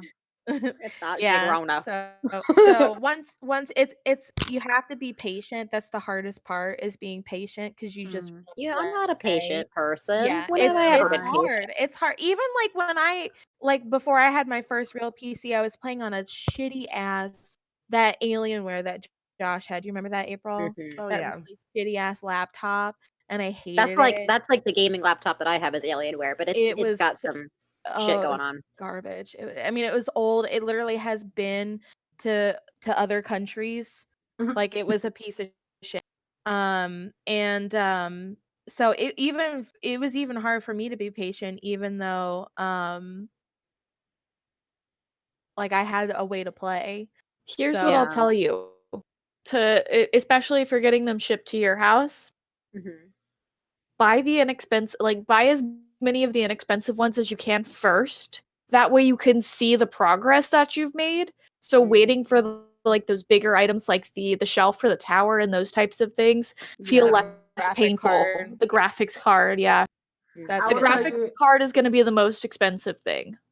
Yeah. going from, I was using a TV, like a big ass TV screen when I was playing, and I know a lot of people were like, I would be playing, especially Rocket League, I would totally just whiff the ball. And they're like, Amanda, what are you doing? I'm like, I hit it. But when I changed from my TV monitor to an actual gaming monitor, it was a total difference to looking at stuff and the feel of it. So, Michelle, you disappeared. Yeah, there was a noise outside. I was just checking on it. she's making sure no one's jumping in the back door. But yeah, you'll see a difference. But I to Melanie's point, yeah, that's definitely true to see how far because playing a game that you played before with new parts, you're like, oh my god. Like, oh yeah. Yeah. Well, it's like that, when Kevin got a mechanical keyboard, and he played his first game with on Overwatch with the mechanical keyboard. He played, I think it was Tracer or somebody, and just like annihilated people. And he's like, "Oh my god, I'm a god!" In the words of Evan. Yes, my child. Yeah. But you see like a huge difference between what you had and then and it kind of, And it's rewarding. Appreciate it. Yeah, It's makes you rewarding. appreciate it. Yeah, because like, even though like Josh made me build my PC, like there was a few parts he helped with, like the more delicate parts, but for the most part he was like, nah bitch, you gonna build it. And even though like in the moment, like I hated it, because at that time Oliver was a newborn, and so all I wanted to do was either sleep or just play games. I'm like, I don't want to deal with this. And I'm getting more water, that's why I'm not back on yet. But anyway, he'd be like, nah bitch, you're gonna build this. And after everything was said and done, obviously he did like all the software stuff because I'm a pleb. And got everything booted up, and I played Overwatch for the first time, or whatever game I was playing at that time. I was just like, oh my god. I'm like, is this what it's like to play video games? Even though I'd already been playing video games for a while, playing on the computer that you built, that you paid for, that you put your hard work on, and going from playing at like 2 frames per second to an even 60 frames per second constantly. Like, it's the change is ridiculous, and it's so rewarding. Yeah. So Sounds like Japanese to me, but you got it, babe. yeah, just imagine trying to play I don't know. I'm trying to think of a comparison. Imagine playing Candy Crush on On a a- very on an old flip phone and then going and playing on like the On an newest iPhone. iPhone. Yeah. Yeah. That's kind of what it's like. I know you play. Do you still play those games? Oh my god, all day long. That's all I do. Mobile games. All April's day. a To- mobile to the- gamer. Yeah. To the I'm a Disney mobile gamer. emoji blitz. The Disney emoji blitz. The emoji blitz. Try that one. Yeah, Get the me Disney stuck into that one. emojis for your keyboard. You get Disney emojis for your No keyboard. way. That's pretty fun. No, without a doubt. Okay, give me a second. I have to get my phone so I can show you these emojis because I can use them on my phone. Ooh. I've seen like the ads for the Disney emoji game, but I haven't done it yet. Because like my gaming has decreased substantially. Because I used to play a lot of PlayStation, but then the people that I would play PlayStation with, they've kind of disowned me. So now I'm like, I don't play as much. Yeah. Well, and to add on to that, They're like lost. I know that one of your Yeah. things. I know that one of your things is that you don't want to feel like you're the weakest link on the team. Especially, well, and from Jessie's point of view, she's really good on the Xbox.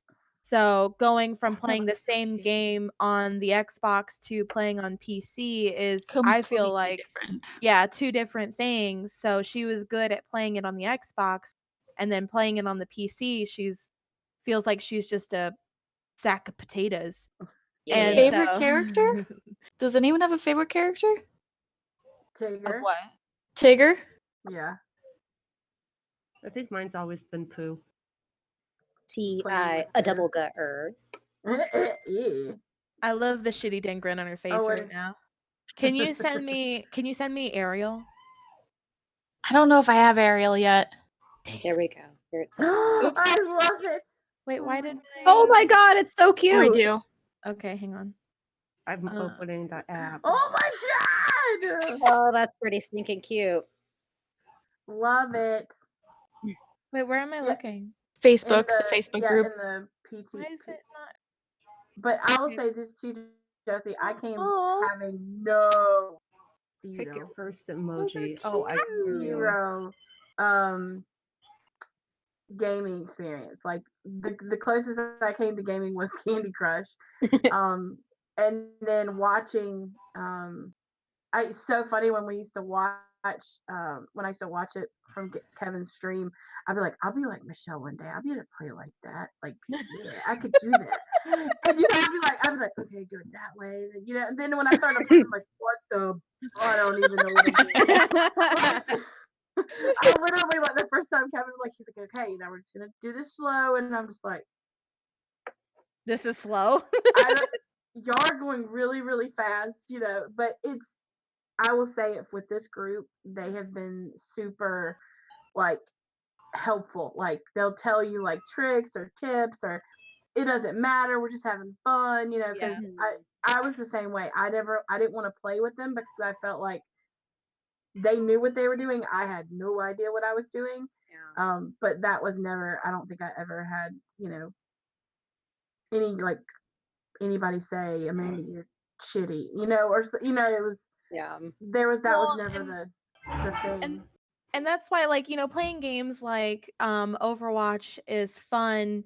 It obviously does take some level of skill and focus, but that's why I also love that we have a lot of other games that we Yeah. can play Like that Golf with don't- Friends. Yeah, they don't. It literally does not require any skill at all. None. And the best thing, for example, about Golf with Friends is even if you're like sucking, we'll make a joke of it. Like, Yeah. we're fighting for last place. Yeah.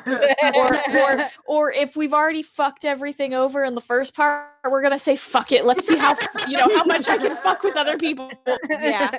Yeah. No, and I think that's sometimes if people were to ask why you feel like you game or whatever, honestly, for me, it's the camaraderie. Like, you can ask Shell and anybody. I love to play the games that are co-op. Like, when we're all can play together, those are my favorite. Yeah. Like, Mhm. that is where I absolutely love to be. I mean, I don't mind playing ones by myself, but those are the ones where I feel like I enjoy myself the most. But I think the whole part, even if it's just if I'm not playing what they are, being in the channel and everybody just laughing and goofing off and Now I'm sucked in. Sorry. yeah. Yeah. But I was watching Mike walk across the screen. Yeah, even if like Mike or Amanda and Mark will be playing Detroit Rock, and Stuli and I'll be playing Stardew, and Josh and Evan and I don't somebody else will be playing COD, and then Aaron and Tom are Mike, playing yeah, Overwatch. are playing Overwatch. Most of the time, unless like things start getting loud, for the most part, we're always in the same channel, just Yeah. talking, shooting the shit, even if we're all playing 5 different games. Yeah. And that's what I love. Like obviously, like if Melanie and I are trying to focus on something in Stardew, And we'll be like, talk to each other. yeah. Yeah, I'm like, what, Melanie? What did you say? I can't hear you over fucking Aaron or something. It's always cares. Aaron. The metro's coming out. Shut up. Yeah. But like the other time we'll just we'll jump down or kick them out is if they're like playing Overwatch and talking to other people in their game, yeah.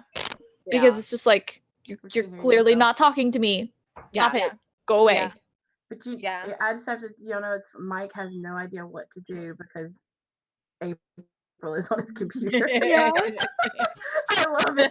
He's like, you should see the gif he put in the chat on Facebook. It's just like a kid throwing a tantrum. Like he doesn't know what to do with himself. Wait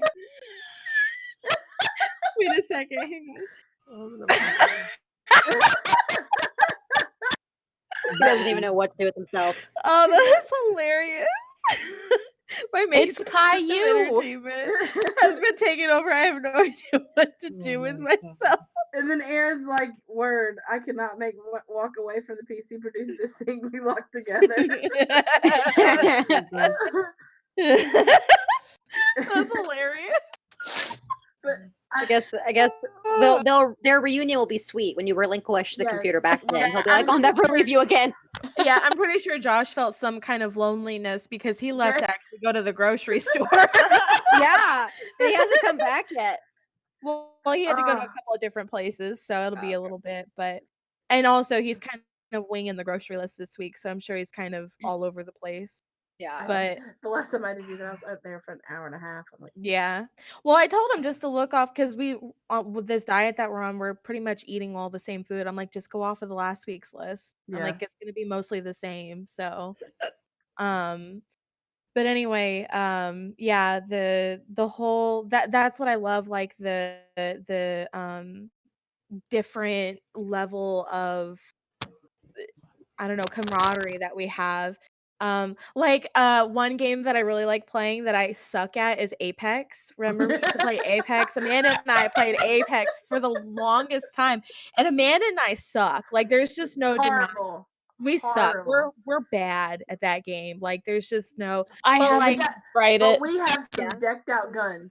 Our guns are decked Oh, yeah. out. yeah. Yep. The And we purple will auger.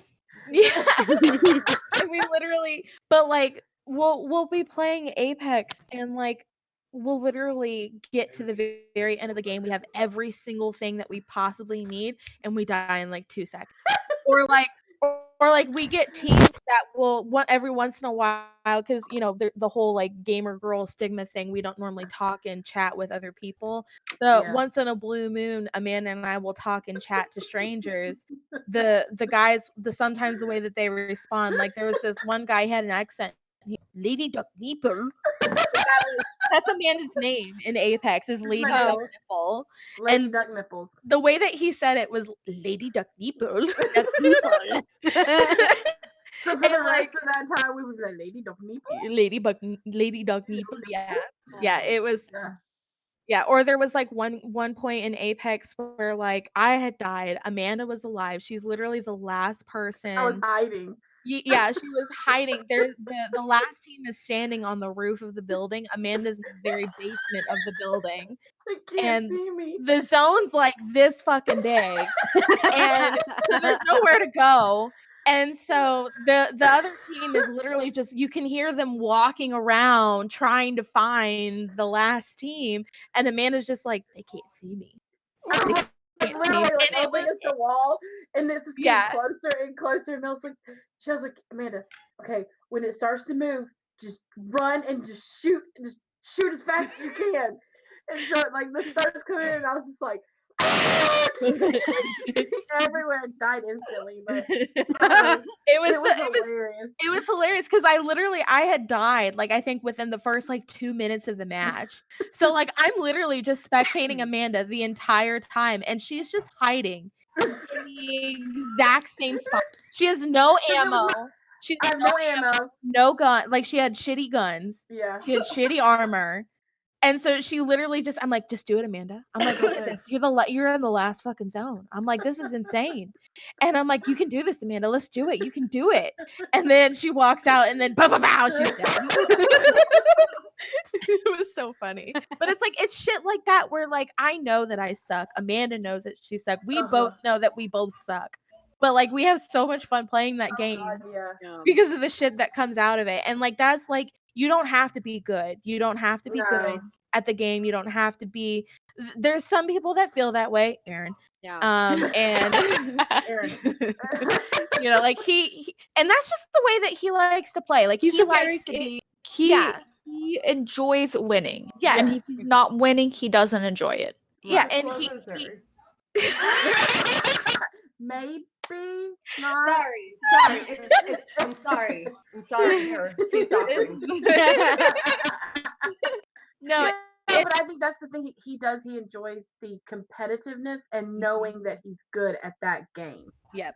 You know, that's his thing. You know, and me and Aaron, I will say we did have a run in back, and I think when he realized when I said, you know, I'm not playing this to be good to win. I'm playing this because to have fun, and I think that you know, explaining that to him because he didn't think that way. You know, and there's a lot of people out there don't think people are playing just to laugh, just to have fun, just to have fun. I don't think it's that they don't understand. They just don't understand how that's enjoyable because if you aren't winning, it's not enjoyable for them. They're kind of that. If you're not first, you're not your first. Yeah, kind not of first, you're last. Yeah, and see and that's why I like when we would do dumb shit in Overwatch before they changed a lot of things, where we would play like all healers or something. Yeah. And just like run around all with healers, Tom playing. one tank. Yeah, where Tom would play Reinhardt, and then we would be all heal. Oh look, Josh just got home. My favorite though is the video of y'all when y'all are all Reinhardt. Oh my god. Yeah. That was hilarious. That was funny. Yeah. Yeah. I still have some of those. And then the one where you were playing with Robin and he's like, "Can you heal me, bitch?" Yeah. I don't have that. Victor has that. Because Victor had that. I did not think he had that either. And it wasn't until I think like a couple days later when he like posted it. Yeah. And because I was playing Mercy, and Robin is one of Victor's best friends, and Robin is stationed in Okinawa in Japan. And so he doesn't very rarely get on to the server. So he's not as familiar with us. But we still know him and we still play with him when he has the time. And we were playing Overwatch, and he was playing, I think he was playing Wee Boy, I think he was playing Genji, I think. And I was playing Mercy, and I'm over here healing the tanks, and he's standing next to me, and he's like, oh heal me, bitch. And I'm dang. Like, yeah. See, Josh. Yeah, and I was like, okay, wow, like that was really aggressive. and then that was when he realized that I was the healer, and he's like, oh shit, I fucked up. So then everybody would not let him live it down. And then somebody else did that recently, and they're Victor, like, was it Victor shares it. Victor shares it every single time, and then if he doesn't, then one of our other mutual friends, the way I met Victor is also a very interesting story, but because I also brought Victor into the Discord channel, but we have a mutual friend, his name is Phil, and I think he shared it or something, I think. Yeah, it was hilarious. No, he shared Phil shared so if you ever ask Kevin why I should never play Symmetra. Yes, yes. Kevin will never play in a game where Shell is Symmetra. Because she microwaves fools like nobody's business. Well, okay, so April, I know you've seen Overwatch. I know you've even played it a few times. So Symmetra is a character.